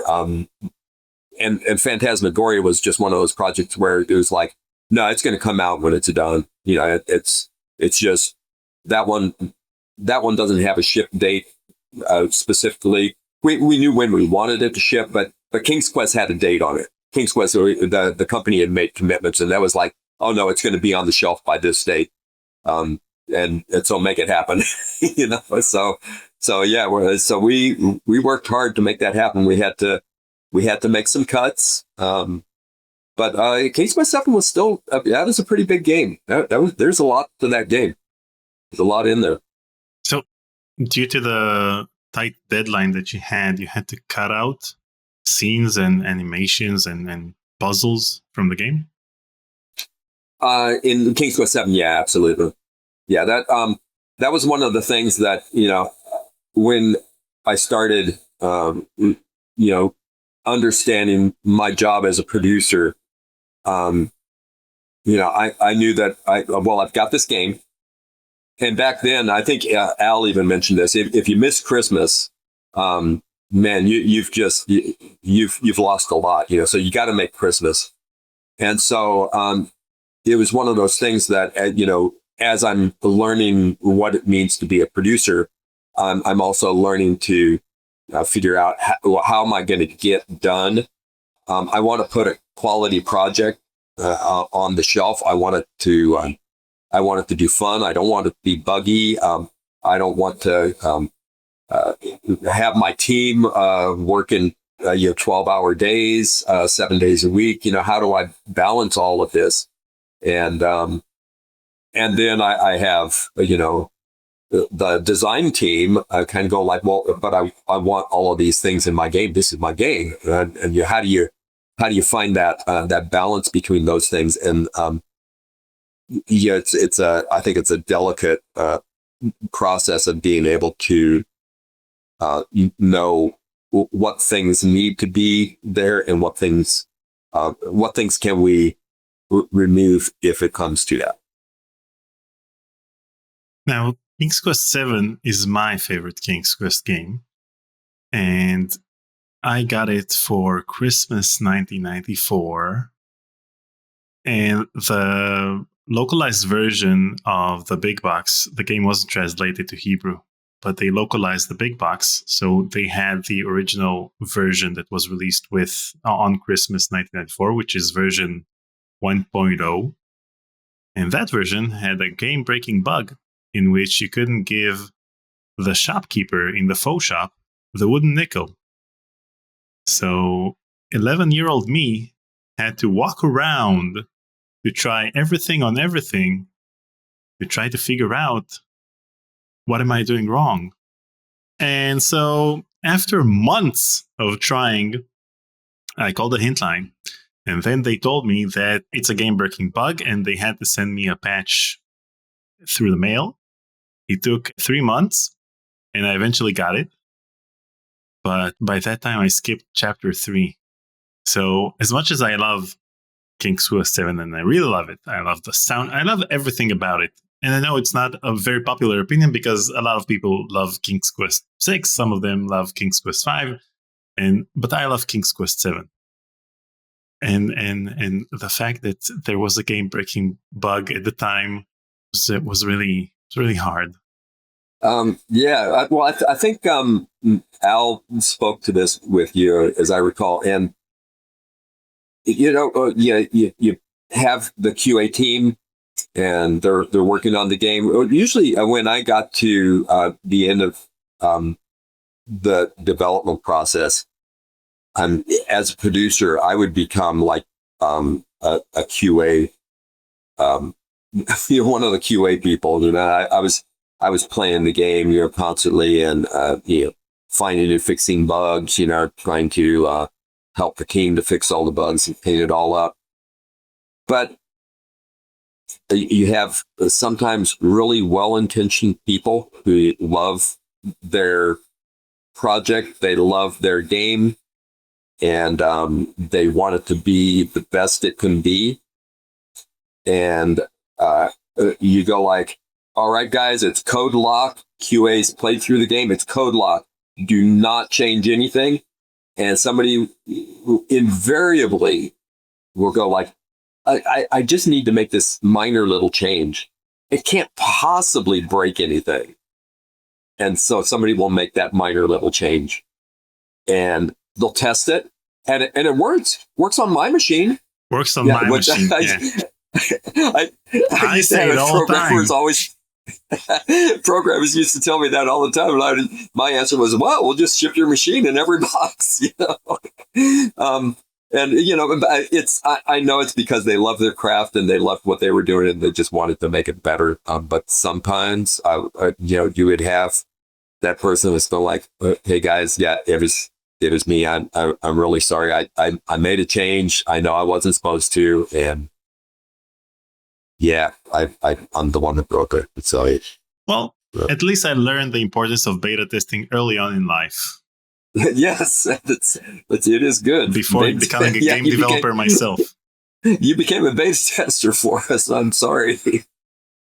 Now, given the game's inspiration from Disney animation, how did you approach capturing the essence of character animation in the music itself? Were there any specific musical references or styles the composers drew from?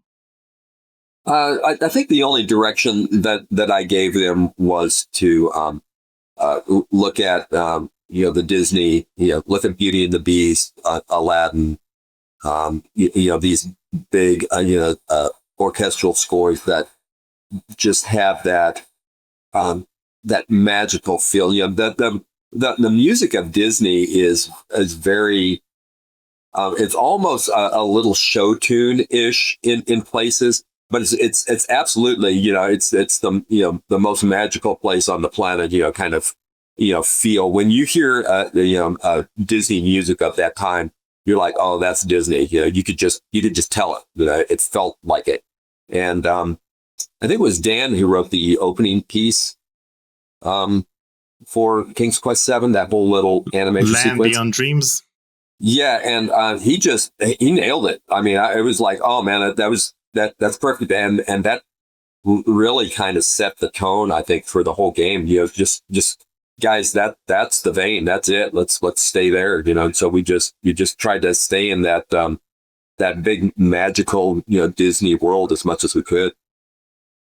And now in Roberta Williams's anthology, there are storyboards from the original version of Land Beyond Dreams, in which there's another verse. But why was that verse removed?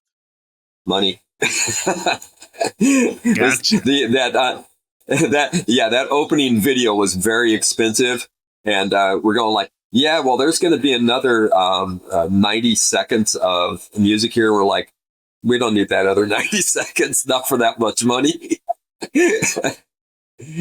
I thought that she was giving out too many spoilers in the opening theme, so that's why you removed it. But I guess it all comes down to money, yeah. Yeah. So sometimes it is. Well, and time too, because it's like, I think it was our animation house in New York that did that one, and they were just knocking it out of the park. And I've got this big backlog of animation that I need for the game, and I can have them do the rest of that opening movie for the next 6 weeks, or I can go like, you know what, we don't need that other verse, and I can get 6 weeks of animation from the house in New York that's doing great work. Let's get the animation, because I got to put this game on the shelf. I upgraded my computer back then so that I'll be able to play King's Quest VII on my Windows 3.1 operating system, because the intro was in higher quality when you played it on Windows, because it was an AVI file. So right, yeah. And it was an awesome intro, and it set the tone, and it set up a few continuity errors, like the fact that Rosella had 4 fingers in the intro, even though she had 5 in the other entries of King's Quest. Yeah, well, that was a big debate that we had when we first started doing the animation. Our animators were going like, well, if Rosella has 4 fingers, the animation is going to go a lot faster. It'll be a lot easier. We'll save time and we can get things done. And so we're like, okay, well, let's go with that, because we're under the gun. So we're going to go with the 4 fingers thing. And then we ran into this thing apparently in certain parts of the world. 4 fingers is you're a part of some kind of nefarious underground thing. We're like, oh, wait a minute. No, we don't want that. So it turned out that we had to backtrack, because I think we were even being told that it's possible it may be banned in certain countries because of that. And I was like, what? Okay, yeah, no, we gotta. Oh golly, we've gotten ourselves into a mess here. Was it banned? Because she has 4 fingers in the final game. Yeah, so I think there is a mix-up of 4 and 5, and I don't remember exactly how all of that played out, but I do recall that. And now that you brought it up, that was an issue. I think it's Japan. 4 fingers is a thing. It's either cutting off. I think it's cutting off the pinky is a thing or something like that. But so we lost a verse in the intro in order to save money, and we lost a finger in the intro and the rest of the game to save money. Well, no, it really wasn't about money. It was about time.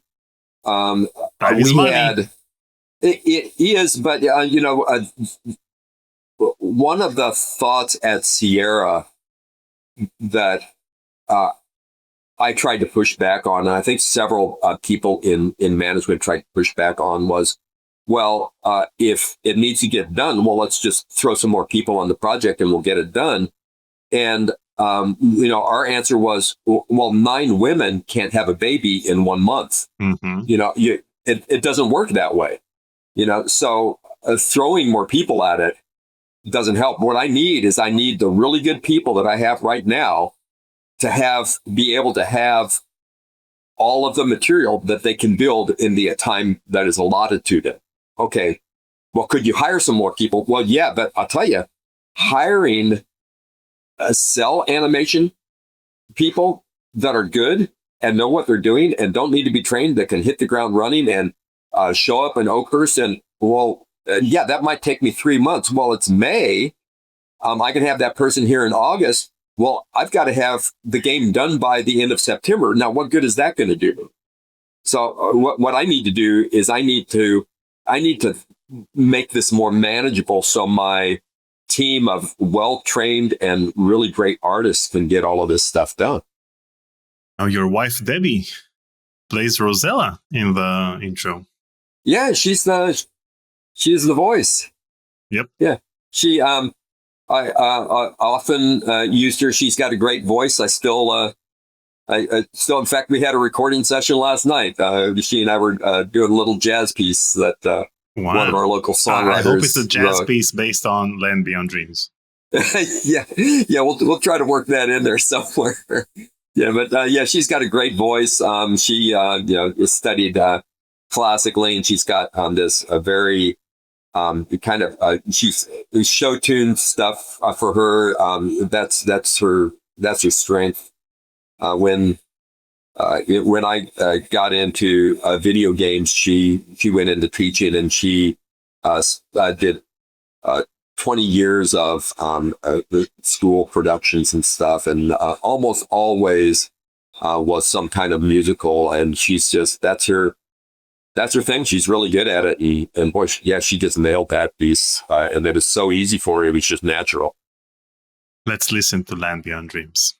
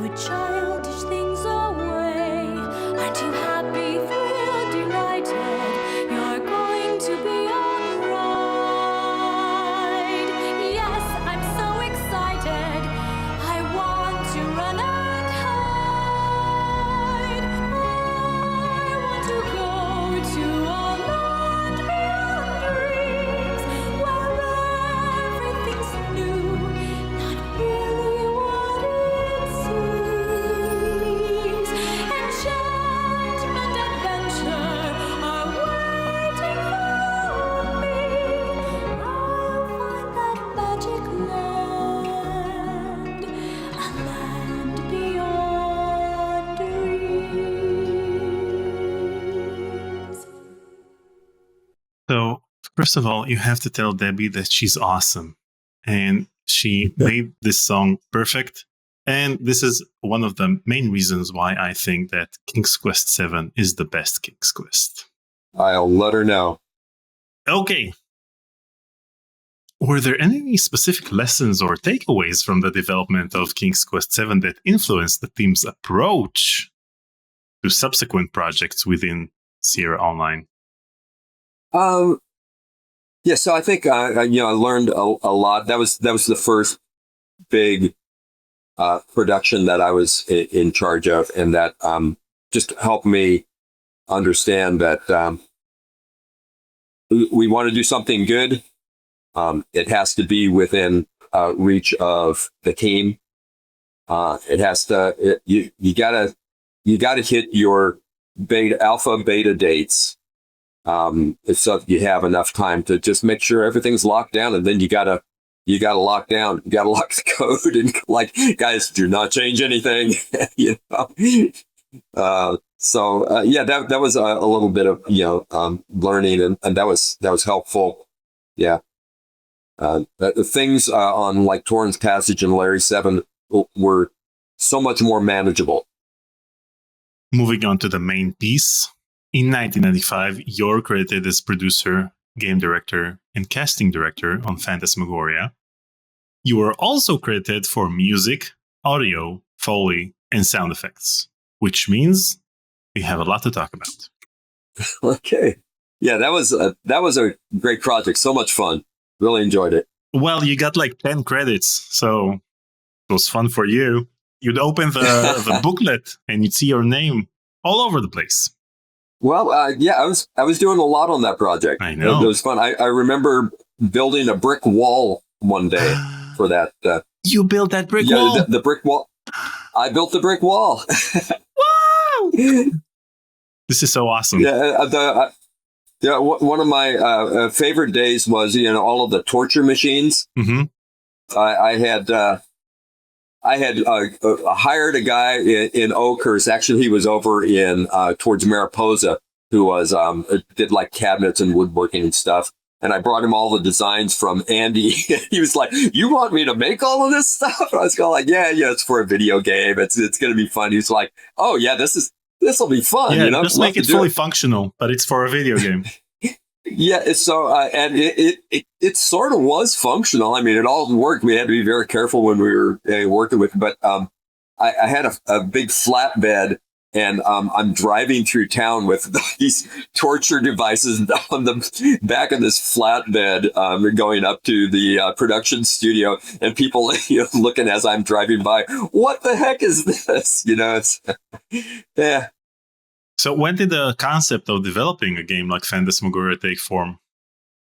This was totally, I think, Roberta's idea. I wasn't really a part of that early process. And in fact, I think it was not even Phantasmagoria. It was just, I think she called it Scary Tales or something like that. And we saw, I remember, I think I was still working on Pepper's Adventures, and we would have, as a company, we would have company-wide meetings, and we would get to see little clips of things that people are working on. And I remember seeing a scene sitting at like a kitchen table with actors, talking and having a conversation at this kitchen table, and they were going like, "Well, that's where we're going, folks. That's a scene from a new thing that we're going to do. We're going to do a horror game." And it just looked like a movie, It was completely different than anything we had done before. And I was like, wow, that's kind of cool. That would be fun to work on.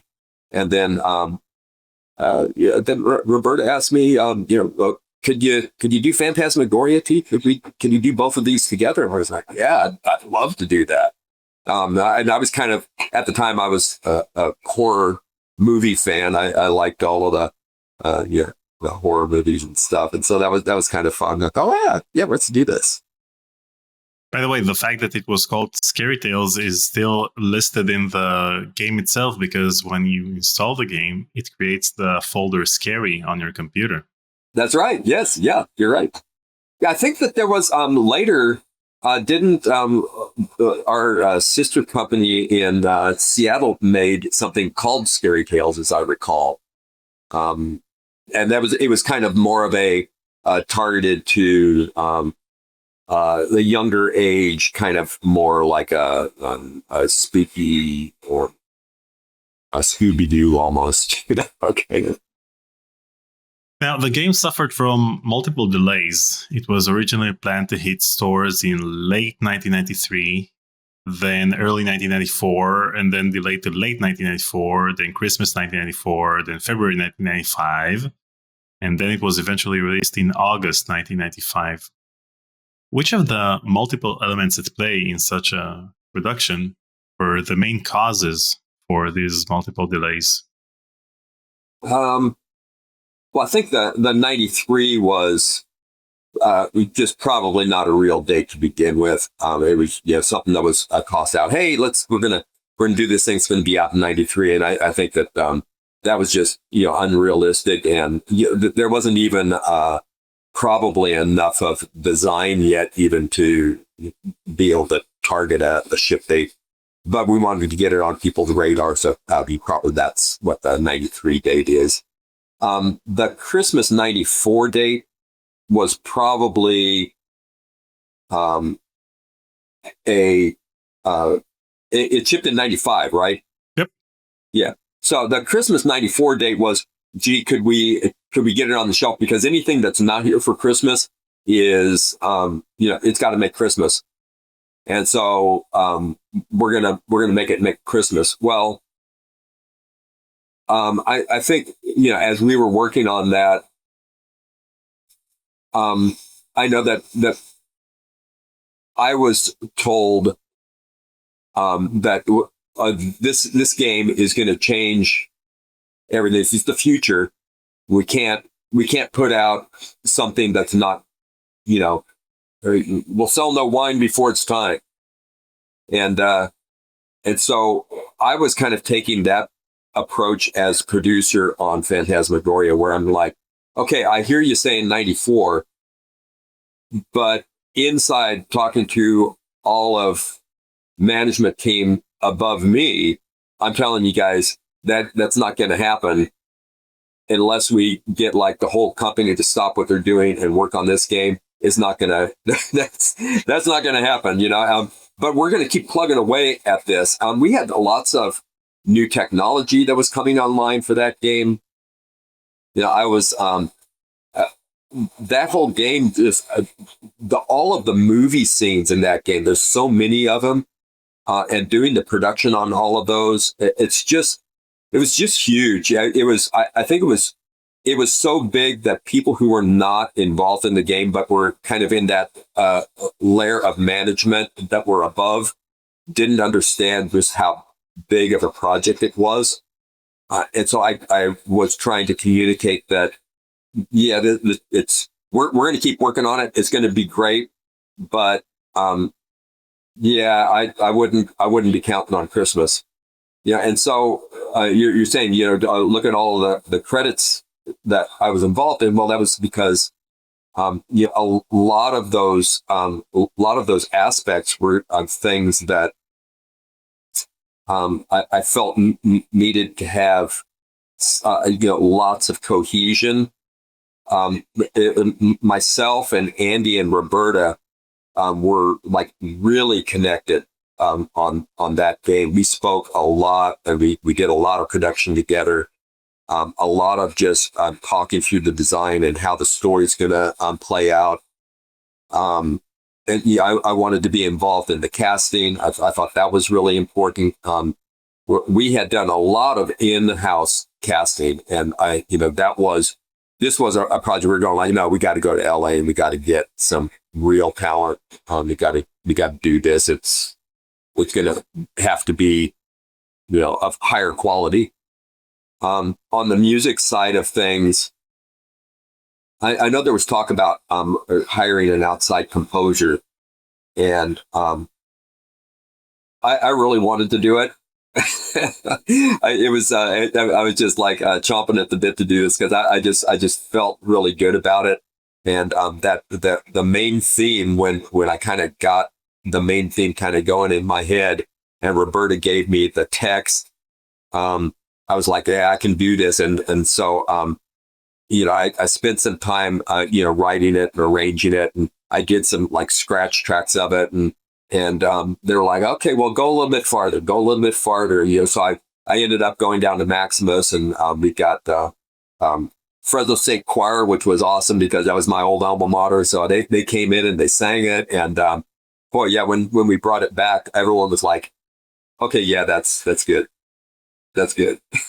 So I was like, okay, good. So I want to do all of the movie scenes like that. I want to do, hire real musicians and real choir. I'm going to I'm going to go. I work with the language department of Fresno State to do like all of the Latin translations. So we were like doing all of this kind of chanting stuff, and I tried to get it so that it wasn't just syllables. They were actually words that went with scenes and kind of had been translated and had that real Gothic kind of feel. And I liked that whole, orchestral thing with a heavy metal band. I was like, okay, so how do you, blend those two things together and get it to just kind of really be kind of that dark, grindy kind of thing. So yeah, that was fun. Really enjoyed it. And the game was previewed at the Consumer Electronics Show in Chicago in June 1994, where it was announced that the game would be made available on 2 CDs. What made you so certain at the time that the final game would come out on 2 CDs? So I think nobody ever asked me for that at the time. Yeah, that was crazy because there was so much material in the video footage. It was just eating up all of the disk space. And at the time, I find this hard to believe, but at the time, a blank CD was $50. Mm-hmm. And I'm working with our QA department. I've got a game with 7 CDs. I've got 10 guys in QA playing the game each day, and I'm making them discs every 3 or 4 days. You can run the numbers on that, and everyone's talking to me going like, do you guys realize how much you're spending on blank CDs? I'm like, yes, we do realize it. It's crazy. And that's what it's going to take. I think we're just going to have to do like each chapter's on a disc. I don't know, how else to do this. Yeah. And again, Roberta's like, well, it's got to be great and it's got to be good. And if that's what it takes, that's what we're going to do. Right? So. Well, at least you didn't have to implement copy protection into the game, because pirating the game would cost more than actually buying the game. Exactly. Yeah. So yeah, it was that was a monumental project. And the game's budget experienced substantial growth from the initial estimate. Can you elaborate on the factors that contributed to this increase and how it impacted the overall development process? Now, I presume that burning CDs was probably most of the budget. You burning a new CD every day. Yeah. Well, no, actually, there's a lot of other things. This is the first time we were working with Silicon Graphics. Back then, the only way to do like a lot of this big 3D art was on SGI systems, and those things were $70,000 for a computer. And we got a couple of those in house, and then there's like a contract to keep them running and everything. And back then, I mean, $70,000 sounds like a lot today, but back then, $70,000 was like, that's real money, And so we got a couple of those, and we got artists that know how to use them, and they're expensive. And then we got, and SGI house that's making some stuff for us. We've got actors that we got to pay. We got, SAG, royalties, and, all of the union stuff we got to do. We built a video studio.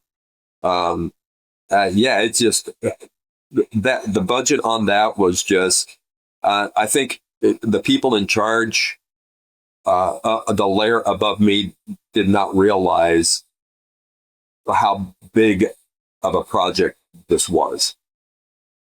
But it sold really well, and it made lots of money, So I don't think, looking back on it, that anyone's going like, oh man, that wasn't worth spending all of that money. Oh no, it was worth it. I think the last time I saw a sticker in a box that said 4.5 million sold or something like that.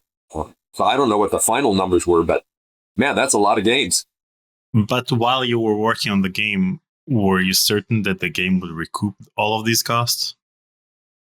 I was pretty confident this game was going to this was going to be a groundbreaker. And as the casting director, what can you tell me about the auditioning process for the game? So I think Roberta gave me that credit as casting director, but there was three of us. It was myself, Roberta was there, and Peter Maris, the director, was there. So it was all three of us, and we all sat together, and we had the actors came in and they would read for us, and they would leave and, hey, what do you think? Well, I thought this, I thought that, well, let's give this person a call back. Let's not give that person a call back. And so it was a process. Peter was very helpful because he was he was a Hollywood guy and he knew a lot of these people already. So, and had worked with some of these people. So that was good, for him to be able to go like, that person is maybe that's someone to consider, but I've had an experience and maybe we want to consider this other thing. So he was able to help guide us too. But yeah, I think the cast was really good. I was very pleased. Victoria Morcell, in my opinion, was the perfect fit for the role of Adrian. What made her stand out during her audition that eventually convinced you and the other casting directors to cast her? I think, for Phantasmagoria, we were looking for someone that would have kind of a sweet innocence about them in the early part of the game and be able to turn that into, I'm in a struggle for my life. And I can find it within myself to fight back and become the hero that needs to be in the story. And I think that she was one of the few people that came through that we all agreed on was she has a really wide range of talent. And right at the beginning of the game, you just like her. She's this sweet person, and she's in this new place, and she's kind of creepy home, but she's kind of getting to know all of the people in the village and stuff. And she's kind of a sweet personality with everyone and talking to people. And you see this this story that plays out through her over the course of the game, where she's she's just struggling in a battle against her husband, which is not her husband, but that's kind of a struggle within itself. What's really going on here, and how do I try to save him? That kind of thing. And I think I thought she did a great job. Now, the interesting part is that in the game files, I found a few years back an animation of someone who isn't Victoria playing her part in the game.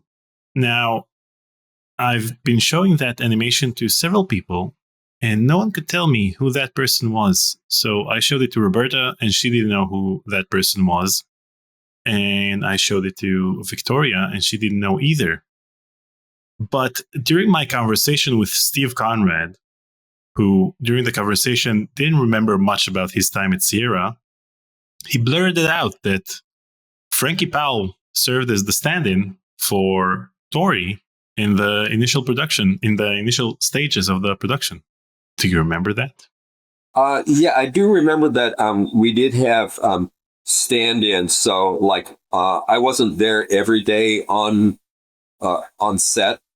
I was there many of the days, and it was very helpful to have someone who was the stand-in, while Tori's off getting, makeup or, getting into costume or whatever.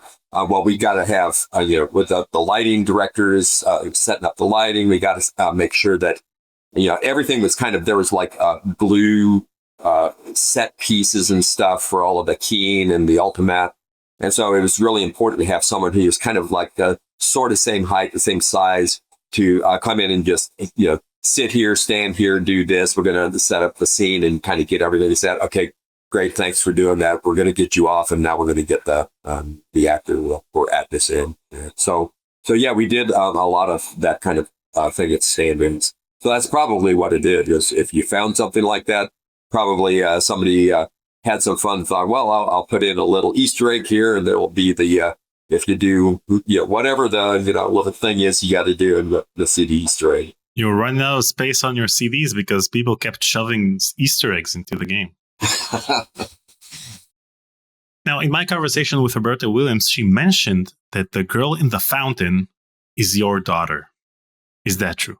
Yes, it is. Yeah, that's Kirsten. That's my firstborn, and we needed a little girl that was kind of 2 or 3 years old that was going to be the kid in that scene, and I just thought that she had been a part of coming to the studio and meeting people and stuff like that. She was only 2 or 3, but she knew what Daddy did, and so it's like, hey, you want to be in one of our scenes? Yeah, that's making a horror game for mature audiences. Want to be part of it? Yeah, so I see, and that's when I was working on Larry. I'm not going to tell you about Larry, you guys. Daddy's working on a video game, but so I remember I had her by her feet, hanging her upside down, and we had the fan blowing, and her hair was going around. I was going, all right, Kirsten, can you kind of give me this this kind of look on your face? I can do that, Daddy. So. I hope you did it in one take because holding her upside down may not be the best approach. That got her hair to look like it was underwater, and then when they did all of the post effects with the pond lilies and stuff, it was just that was a beautiful little scene. And what were the key factors in ensuring the actors could adapt to the unconventional filming techniques used in Phantasmagoria? So at the studio, it was nice. We had kind of an immediate playback where you could see sort of what it was going to look like inside the scene. And so I think that was helpful because when you're on the scene, it was just a big blue stage with cyc walls and big blue objects. Here's a blue table. Here's a big blue box, which is the counter and stuff. And sometimes that was hard for the actors and actresses to kind of go, I don't really understand what's going on here. I don't know what I'm seeing. Okay, so go out there. We're going to shoot a little bit for you. Now come around and take a look. And then I see. I'm standing in a kitchen, and that's a kitchen table. Okay, I get the idea. And so they're kind of using that for context, seeing themselves, and then we're going to go back and we're going to shoot it again with them. So that was real helpful. And that was And were all the 3D models finalized by that point into production, or did you use any early designs? So we would have for all of the scenes when we're shooting, we would have at least a rough first draft of the background. So it may not be finished, but all of the shapes were there. Maybe not everything was textured. Maybe all of the lighting wasn't done yet, but it was enough to give the actors, the idea of this is what we're working with. And you couldn't change the angle in post-production because you filmed in a certain angle, and so all of the elements had to be in that particular location, even in the final design. So the only thing you basically added was just details or more details? Yes. So there was that. When you get to the end of the game, though. So yes, to answer the first part of your question, yes, all of the camera angles were fixed, and then we had to match that on stage for filming, and then all the animation had to align. We had a way of getting all of that stuff aligned that was mostly automated, so that helped the process. But at the end of the game, all of those chase scenes with the moving cameras, that was really very cool. It was kind of on rails and synchronized with the camera inside Silicon Graphics, synchronized with the moving camera on rails and stuff. That was when we first saw that, we were kind of like, is this even going to work? And when we saw it, we were like, oh my gosh, this is so cool. Let's discuss the iconic music created for the game. Now, in the King's Quest 7 CD, there was a trailer for Phantasmagoria. It didn't have too many parts from the game itself, because the game was still in production in late 1994. So it had a lot of behind the scenes footage. And so this was the first time I heard the theme for Phantasmagoria. And it freaked me out because I was just playing King's Quest VII, which is a Disney-esque game. I just heard Land Beyond Dreams. Now I'm listening to a 135-person choir singing this.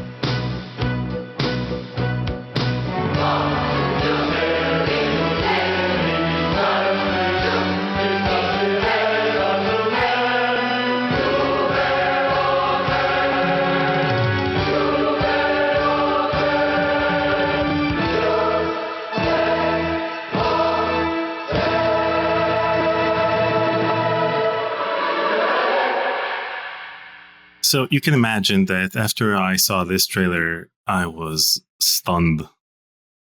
I had to get the game, but I think at the time I didn't realize that it would probably be for mature audiences. It took me a year to figure that out myself when I saw it on the shelf, but yeah, I thought it was a nice game for kids.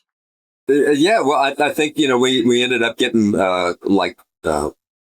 cancel in a couple of countries, and I think that really made the sales go off the charts. So first of all, this trailer was part of the King's Quest VII CD, and I think it was on other CDs as well that were released at that time.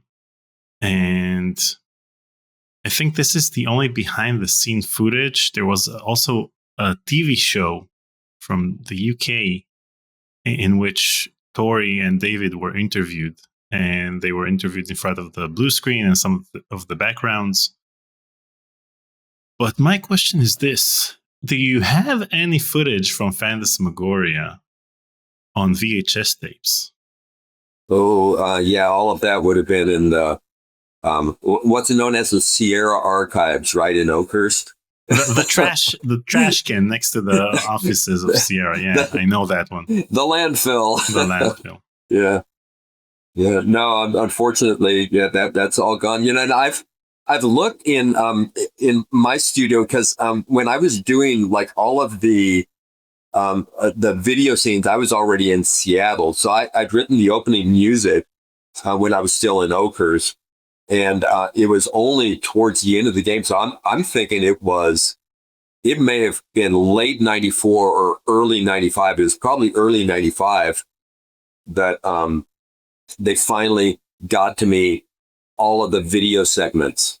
And so I had to hire a choir up in Seattle and do all of the orchestrations up there and all of the recording up there.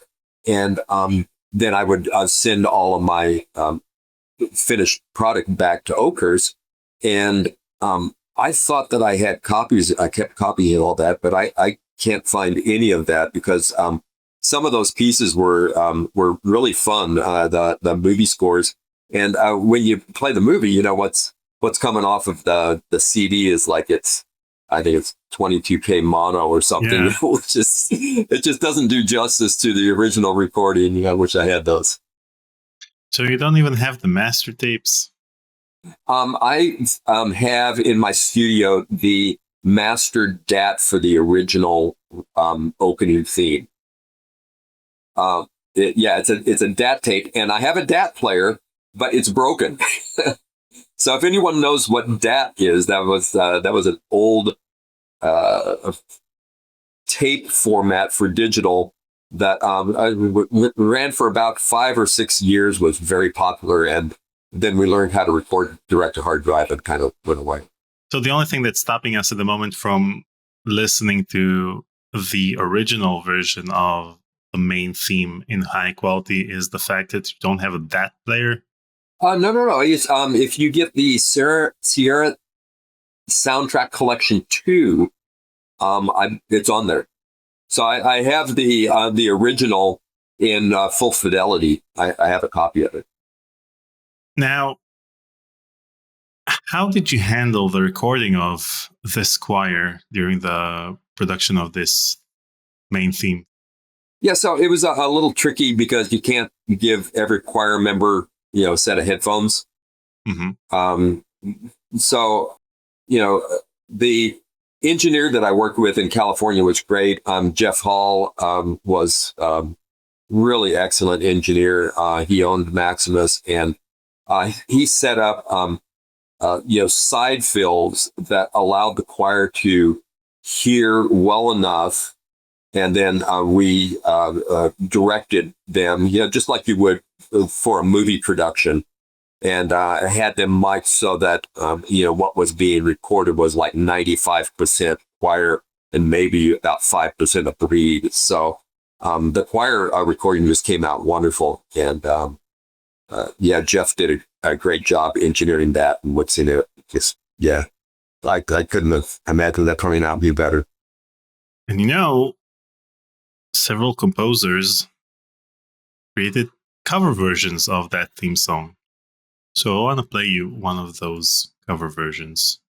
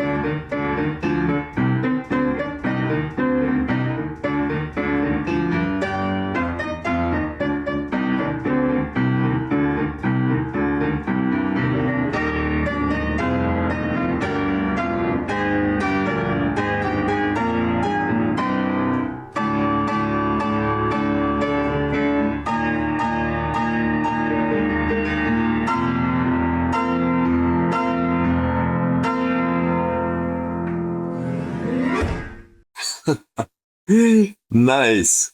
So that was Christian Westergaard, and he created this cover of the Phantasmagoria main theme on Halloween 5 years ago. Oh, wow. Wow, that's a great job. I loved it. Yeah, I get I get emails from people about certain pieces that I've written. I probably get a few each month still. And Phantasmagoria theme is one of them. The magic meta from Heroes Quest is one of them. There's a couple other people's ping me on every now and then, go like, hey, I really enjoyed this song. What about the cover version of The Ants from King's Quest V? I think you're the first one. Now, given that you had enough space to add recorded music throughout the game, what led you to opt for a MIDI soundtrack? So that was about interactivity. So the MIDI soundtrack allowed the player to do whatever they wanted, and it left processing space for doing the other things. When we got to movie segments where it was kind of like hands off, that was a spot where we were like, okay, let's if it's going to be hands off and it's going to be a movie, let's just make it a movie and give it the real soundtrack. But everything else, we still had to make processing room for all of the normal game stuff. Don't get me wrong, the MIDI soundtrack is still awesome. I just wondered why some of the music was recorded and the other part was just MIDI. Yeah, well, that's the reason. Would have loved to have done all of it, with pre-recorded stuff. But yeah, the MIDI stuff was just the only way that we could make that happen. And I didn't have much of a hand in that. I think it was Neil and Dan did a lot of that. I can't quite remember. I wasn't in Oakerts anymore, but I know that they took a lot of my material and just kind of turned it into those little bits and pieces, and they did a great job. In my conversation with Neil, he told me that he had created a musical cue for the intro of Phantasmagoria that was eventually not used because of the one that's actually in the game. Did you know about that one? I did not. Now you do. You want to hear it? Yeah, do you have it? Sure. The track is called Dark Love Theme by Neil Grandstaff.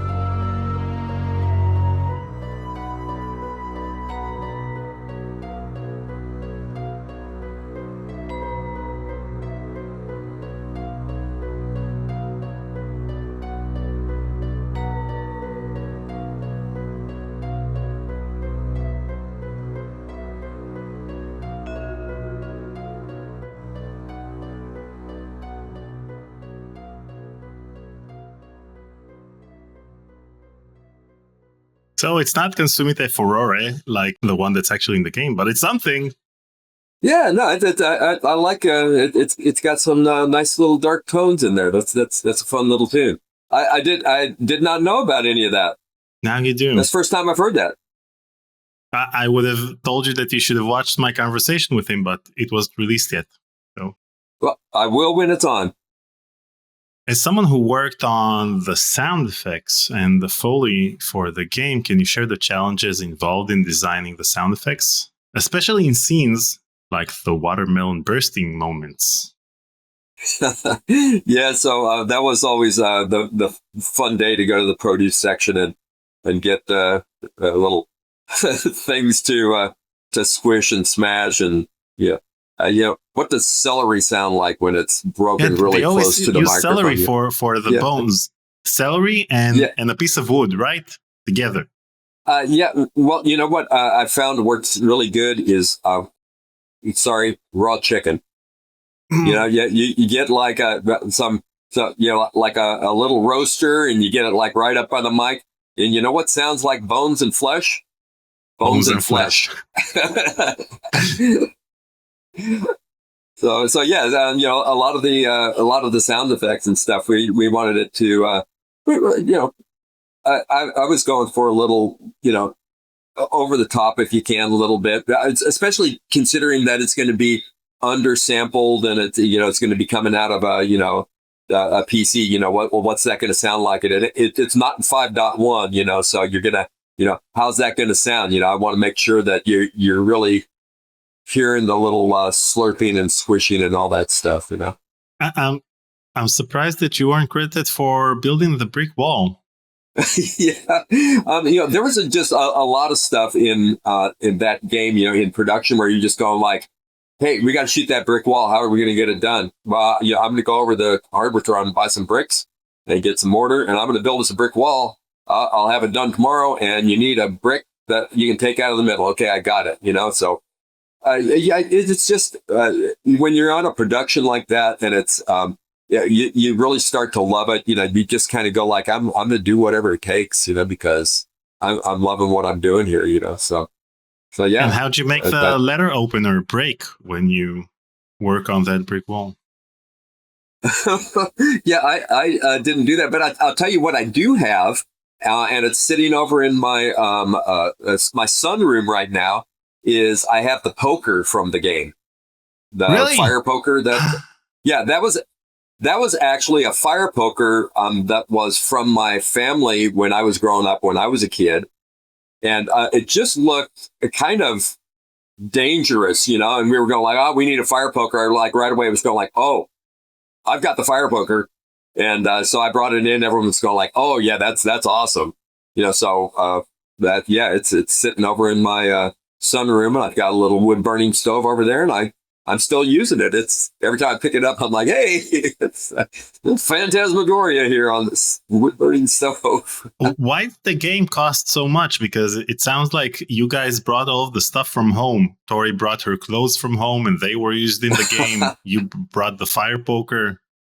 Yeah, actually, Tori's clothes, we had to have her wear black pants because she couldn't wear blue jeans. Mm-hmm. And, you know, she would wear them, and then they had to be washed, and then they started fading.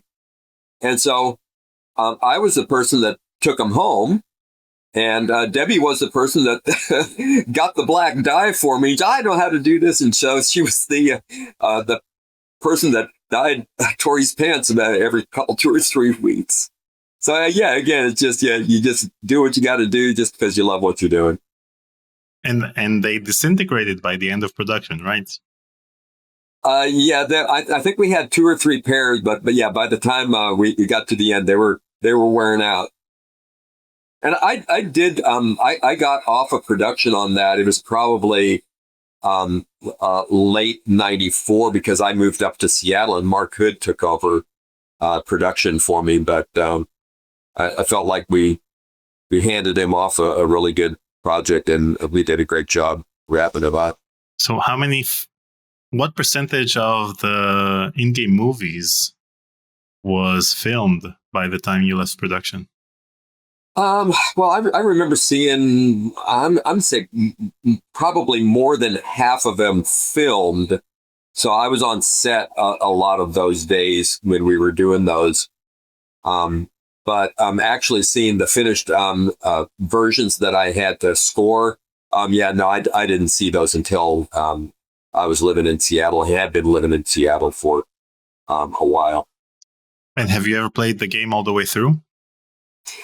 Yes, actually, my daughters, when they were in high school, thought that Halloween was Phantasmagoria time. So there were several years there was like, all right, it's time to play Phantasmagoria. So we'd pop it out, and we'd, you know. How old were they when Halloween. They played Phantasmagoria? Probably 15 or 16.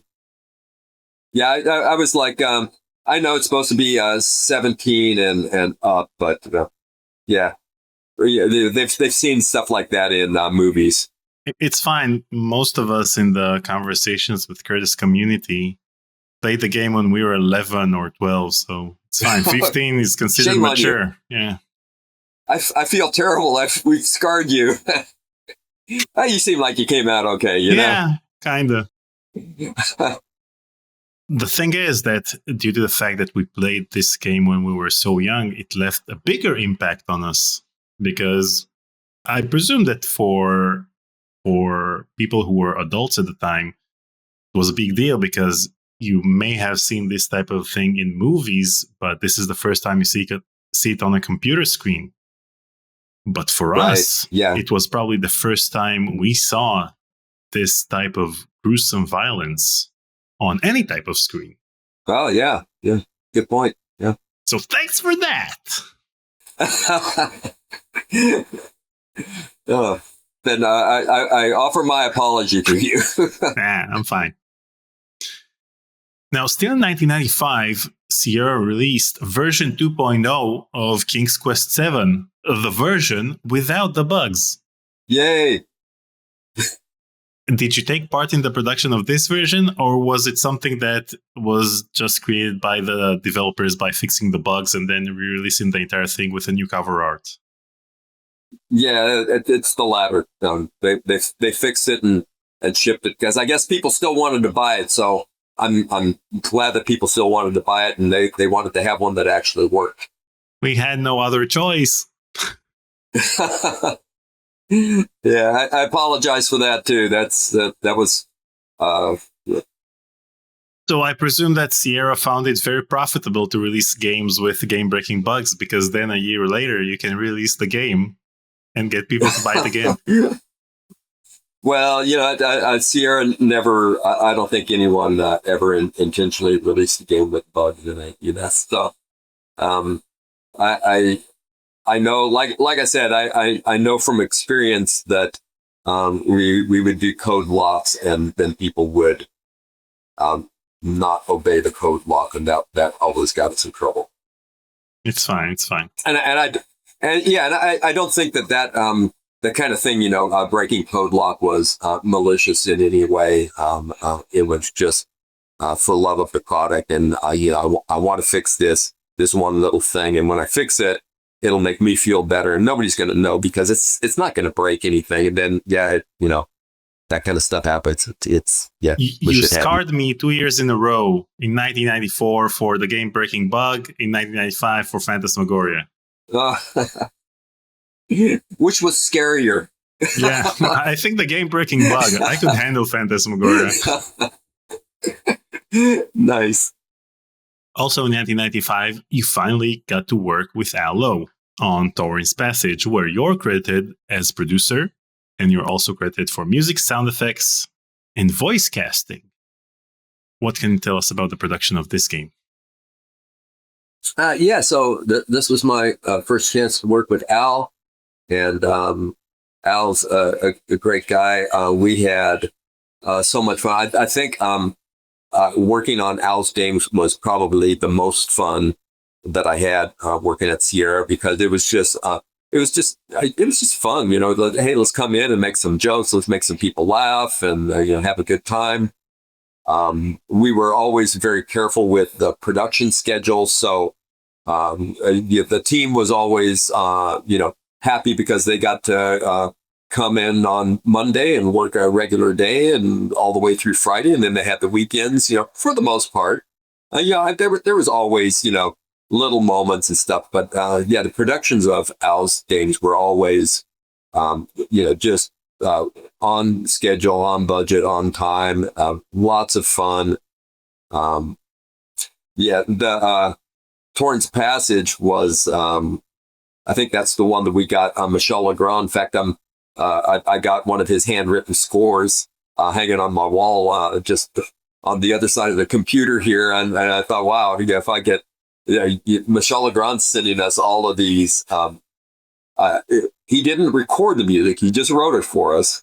But still, I mean, the guy's a famous film composer, and it was funny because I said, well, Al, who do you want to do the music on this game? And he said, oh, well, how about Michel Legrand? I said, okay, well, I'll see what I can do. And this was, I at the time, I didn't even know who Michel Legrand was. And he's going like, oh, yeah, he did that movie, Umbrellas of Cherbourg. And I'm going like, I don't even know what that is either. But I looked him up and I found his agent. His agent talked to him. And he was one of those people who's like, I've never done a video game. What? You just want me to write you some melodies and stuff? I'll spend a few days. I'll write those for you. And we paid him, not a lot, but he had a good time and we had a good time and I got to work with his music and stuff. And yeah, it was wonderful. Now, the year after, 1996, you got to work with Allo again because you were credited as producer as well as for sound effects, additional music and original composition, guitar, synthesizers, and percussion in Leisure Suit Larry 7, Love for Sale.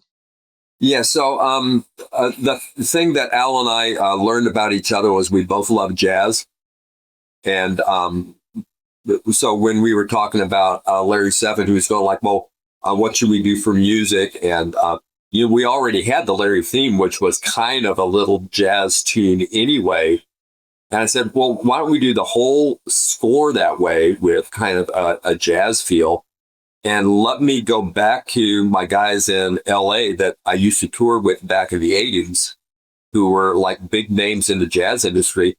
Well, let's hire one of them to write the music for us, and then we'll go down to LA and record it.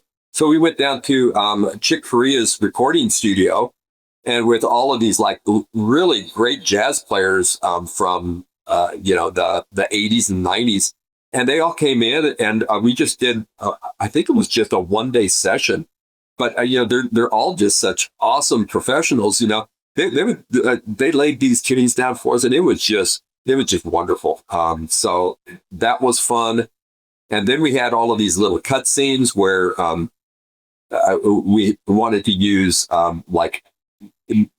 music from Larry's past, like we have some Hendrix music in there and some stuff like that. And so we hired a company to do recreations of originals, and then we paid the licensing for the original song, but not the licensing for the recording. We had somebody else re-record it and try to get as close as they could, and all we needed was snippets. We needed 30 seconds of Purple Haze or something like that, and so we did all of these, and that just came out wonderful. And then we did the scratch and sniff thing, which was just ridiculous. The scratch and sniff company, they were always doing, perfume and stuff like that. And I was going like, yeah, well, this is Leisure Suit Larry, and we want the scratch and sniff to smell like, it's brown, so you can guess what you want it to smell like. And they had the best time. They're going like, this is so much fun. We never get to do anything fun. This is, So, yeah, it was just, every day come in, make some jokes, have some fun, make a game. It was great. Still in 1996, Phantasmagoria 2: A Puzzle of Flesh was released. Now, I know that you're not credited on the game, but can you share any details regarding the production of the game or the reaction of people at Sierra to the final product? I know almost nothing about that game. They were on the other side of the building. I know that they were in production, and most of the actual work was done off site, as far as like the shooting and all that. So, yeah, I had my head down on Larry 7, and we were, working on Mask of Eternity, and that was a handful. And so, I know very little about. Did you know that they were both released on the same day, Leisure Suit Larry 7 and Phantasmagoria 2? No, I didn't know that. I probably did at the time. But I don't recall that. It was interesting. I always ask people why Sierra focused on mature audiences only in the 1996 holiday season, because these were the only two major games that were released in 1996, as far as I know, from Sierra. So, I don't think that was a calculated decision. Maybe they found out a year earlier in 1995 that mature audiences are a much more profitable target audience with Phantasmagoria 1. Oh, yeah. Yeah, maybe. In 1997, you got special thanks in Shivers 2, Harvest of Souls. Do you remember why you were thanked in that game? I have no idea. I know that it was in production, and I know that the sound guys came over a few times and asked about things, and I helped them when I could. But yeah, I don't think I was really part of any of that production. Maybe this is maybe another credit making up to you for the fact that they didn't credit you on King's Quest 4. Yeah, well, if you look at my website, Shivers is not on my list of games that I worked on. I know, but you didn't work on it, but you got special thanks for something. Yeah, well, that's nice to be thanked, In 1998, King's Quest Mask of Eternity was released, where you're credited as producer, director, and composer, as well as design. You're also credited for design. What can you tell me about that game? And the decisions behind making a 3D game out of a 2D point-and-click adventure game franchise. Yeah, so that game had lots of things that we were trying to do.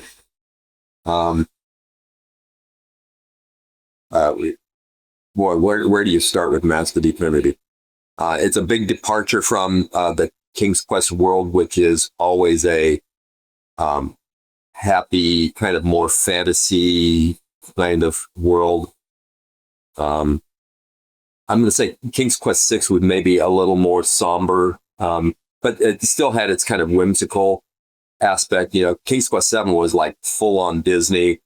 King's Quest 5 was it's still pretty cartoony and fun, and I had a lot of silly moments and stuff, and like the ants. Yeah. But Mask of Eternity was going to be a big departure. It was definitely not your mom and dad's King's Quest. It was kind of like that little darker, edgier King's Quest. We were still going to have a hero, but there was going to be. It needed to have action. Everybody was wanting action in the game, so we were told King's Quest has to be it's got to be an action adventure. So we're like, okay, action adventure. So I was like, well, what if we had a little bit of RPG elements where you're kind of building. Connor is developing as a character, and he's getting stronger and better as he goes, and he always kind of tries to do the right thing, and he's kind of that upright, kind of almost a paladin kind of character. We definitely had some issues with the engine. We had problems with that, so we were constantly working on that with the engineering department. That kind of led us towards a darker kind of game because the engine was having a hard time maintaining frame rate on the software side only. So that made the clipping plane have to come in pretty tight, which made everything have to be feel a little tighter and more enclosed. And so that just kind of changed the whole feel of the game, more different than what we kind of wanted it to be. And again, it was kind of a pressure to get that out in a certain time. And so there was, I would say a good sections of that game that we ended up cutting.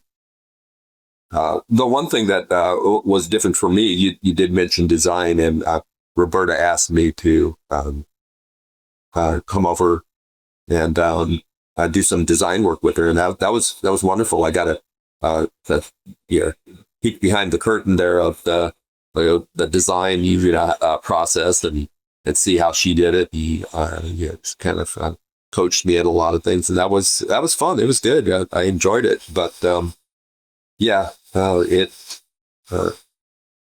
it was not everything that we wanted it to be. I think. And you even got a poster of King's Quest 8 in the back over there. Yeah. I mean, it was a good team. I enjoyed working with those people. It was still a fun project. I enjoyed. Every one of the projects we worked on, I enjoyed. The teams that I worked with had good times. And whose idea was it to add the birthday suit feature? Yeah. I think that was one of our programmers that threw that in there, and I think it was supposed to have been turned off, but apparently it shipped with it on. So there's some little key combinations you get to. That's the only way you can play the game. That's how we get the full experience. Okay. Literally and figuratively. Still in 1998, you were credited for performing guitar, synthesizer, and percussion in Leisure Suit Larry's Casino. Oh, yeah, I may have. We did have a little. I had a studio at my house, and we had a little recording studio on site, and we did do little things here and there. So I probably did be something. I don't recall that. At first, I thought that you were credited for this because they used the same music from Leisure Suit Larry 7. And I thought you were credited for it without your involvement. But then I found an interview of yours from 1997 in which you're saying that you're going to work with Al Lowe in 1998 on something. So I presume that you actually worked on it actively. So I know that Al and I were talking about Larry 8, and it was going to be Larry in space when we were talking about that, because at the end of Larry 7, he gets the UFO picks him up, and so we had talked about that, and so that was, but yeah, that was just talk. I mean, you weren't actually just talk. In 1999, you're credited as engineer on Homeworld. What? No. Okay, I think I was. Okay, so for Homeworld, I did that opening music piece, that choral piece that is like the Samuel Barber, I think. There's a Samuel Barber choir piece. And the guys up in Canada had asked me, well, how do we do this? How do I get this piece? And I said, well, I could hire a choir and we could record it. And we went down to Santa Barbara. There's a wonderful cathedral down there with great acoustics. And we went over with an ADAT and we set up 8 mics in the cathedral. And we had a choir there sing the piece for. And that came out real nice. But that's the only thing I did for Homeworld, is just to get in that opening piece. Yeah, so you're credited as engineer on the choral music. Oh, okay, all right. And in 1999, Sierra also experienced what's now called Chainsaw Monday. What can you tell me about that day? So I was in Seattle, and so I didn't experience much of that. We heard that the office in Oakhurst was, I think that was the date that they actually closed the Oakhurst office. Is that right? Yeah. Yeah. So we heard that was happening. And I know that we had, there's some question about what was happening, because at the time we had rights to Lord of the Rings or Middle Earth or something like that. We did some stuff with Tolkien Enterprises. And I remember there was some question about what was going to happen with that. But yeah, that kind of really didn't affect the Seattle office. And so life went on in Seattle for us for a while there. So when did you leave Sierra? And what was the last project you worked on? So I was working on a project called Odyssey. It was kind of an RPG that we were building in-house here. We were trying to build our own in-house engine I felt that a lot of what had made Sierra, a productive and money-making company was their technology. The AGI engine did really well for them. The SEI engine did really well for them. And we had not built a 3D engine that you could build things on. We were trying to, license engines from other people. But for adventure games, a first-person shooter engine is not the best engine for an adventure game. So we were wanting to build an engine that would allow us to have those more sweeping camera things like we didn't have a Master of Trinity. So we were working hard on trying to develop some in-house technology, and we were going to layer this kind of an RPG-like a game that was set in the world before Atlantis Falls kind of story. And so that's what we were working on. We worked on that for, I'm going to say probably about 18 months on, with starting with a small team and kind of developing up. But we ran out of time and money before Sierra, got crushed under all of the sales and resales, and that was sad, because I think the Sierra could have been something more than what happened to it. Well, maybe now with the Microsoft acquisition, we'll see the comeback of several well-established Sierra franchises. Hopefully Phantasmagoria 3, but maybe another, I don't know, Leisure Suit Larry. Yeah. Or King's Quest. We'll see. I don't know. Those other Leisure Suit Larrys did not do well. Yeah, the ones that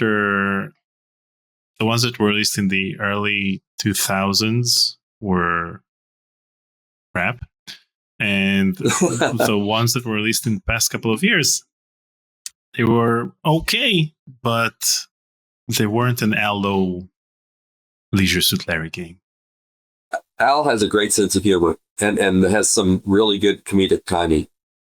Now, as you mentioned, in 2006, you were credited as the audio director for Lord of the Rings, The Battle of Middle-earth 2. How did you get involved with this project? So I had moved out here to Baltimore after I left Sierra, and was working with a company that had a contract to do some things with NASA and the International Space Station. So we were doing some kind of almost like Sims in space kind of stuff, and that company didn't do so well. That kind of folded pretty quick. But I had made some connections. There's a lot of game development out here in Baltimore, which I didn't know before I moved out here. And this is where Microprose that was their home base. And when Microprose collapsed, it just spun off a whole bunch of game development out here. And so I ended up over at a company called Breakaway. And I did some little projects for them.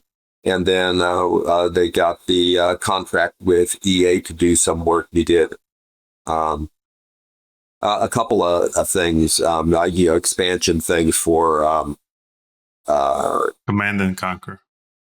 Yeah, that was a Command and Conquer. And so I did some work on Command and Conquer, and then the Lord of the Rings game was then. That the Lord of the Rings was, I think, the last thing. I did a game called Arabian Lords, which was kind of a big targeted at Middle East gameplay. But Lord of the Rings was the last big thing that I worked on, and that was a fun project. And what have you been doing since? So at the time that I was working on Lord of the Rings and working with 300 people spread out all around the world, and I'm just doing my little part of the game. It was starting to become more of a job and less fun. And so I decided to retire from the game industry. And so I went back to school and got my teaching degree. And in 2009, I started teaching computers and math and music in high school and some private schools around here. I worked for a couple of them. The one that I just retired from, I worked for them for 13 years, doing all of that. And my wife worked there too. She ran the drama department. He directed the choir and stuff. And so we had a good time working and teaching together, and we trying to teach that next generation how to, make some music and make some video games.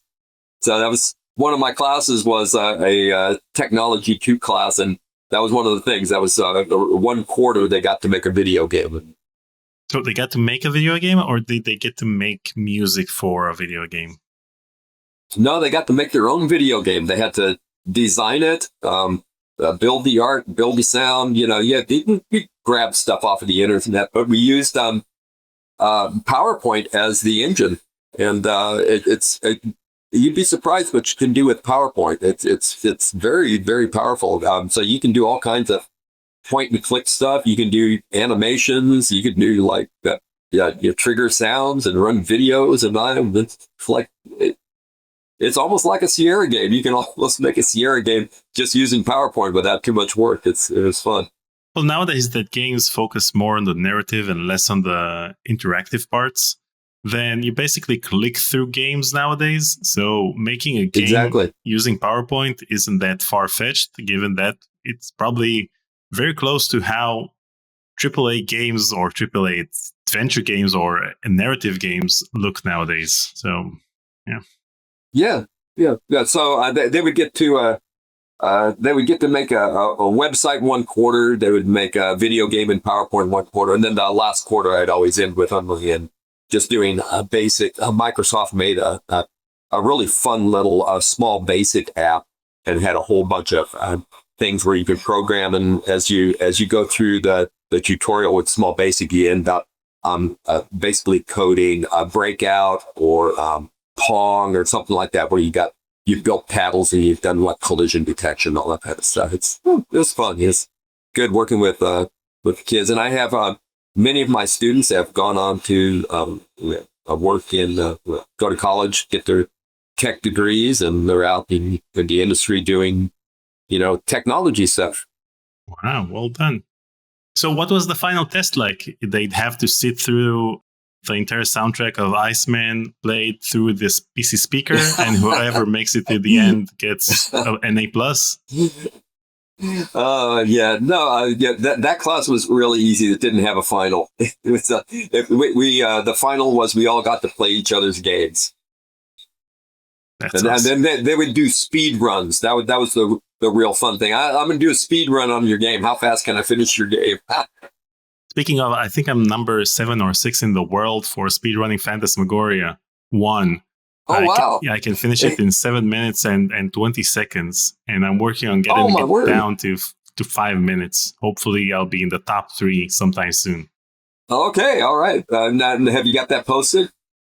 Yeah, it's on speedrun.com. I'm in the all right. in the global leaderboard. Well, I'll have to look you up. That'll be fun. Now, before we conclude our conversation, I have a few questions from our viewers.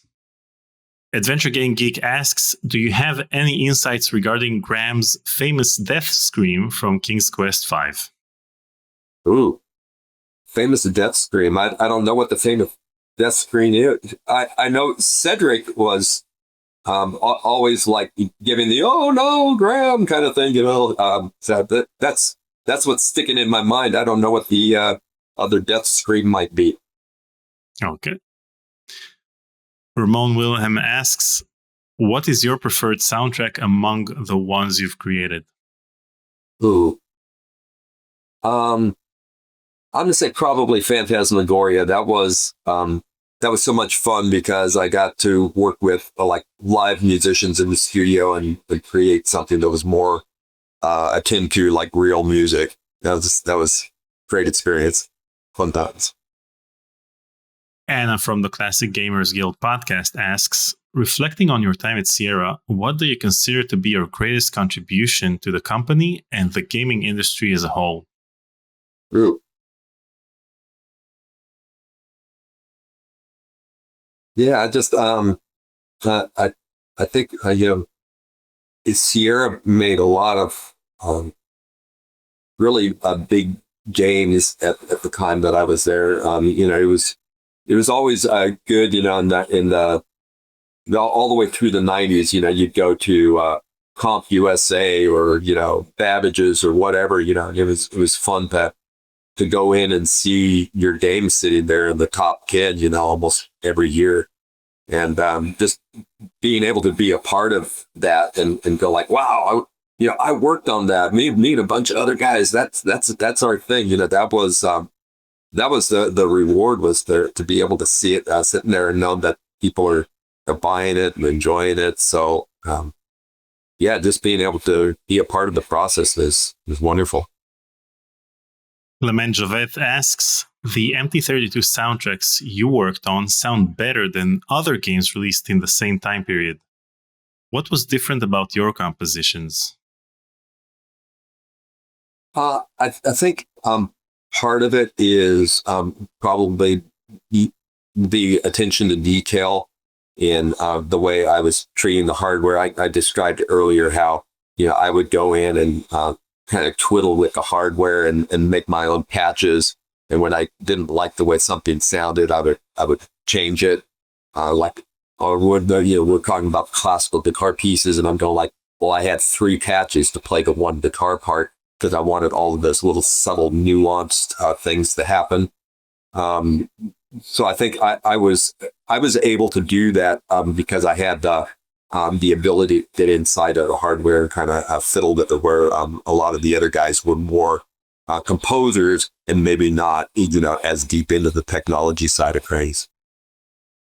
And one last question from me. What are your plans for this year, and how can people stay in touch with you and your work? Cool. So I am now, like I said, I have a little recording record company here. We've done 4 album projects, and I've got another album project we're working on right now. The little record company is called Kirkat Music. That's Kirkat. That's my 2 daughters' name, Kirsten and Caitlin. I put their names together and called it Kirkat Music. And you can find that on YouTube, and we can hear some of the local songwriters around here. And Debbie and I work at our church, and we lead music there every Sunday morning. And we have a pretty good group of musicians, some that were some of my students that have now grown up and are still playing with us, and then others that are just like good local musicians stuff. And you can find us online there. That's Perry Hall Baptist Church, and come check us out and listen to the band play a few songs. Awesome. Get to hear Debbie sing. She won't sing Land Beyond Dreams. No. You will get to hear her sing. Is she not taking requests? I'll fly to the US to hear her sing Land Beyond Dreams. No. Well, I'll see what I can do for you. Get me a plane ticket first. Well, Mark, thank you so much for taking the time to join me for our conversation today. It's been an absolute pleasure talking to you. Yeah, you too. Thank you so much for having me.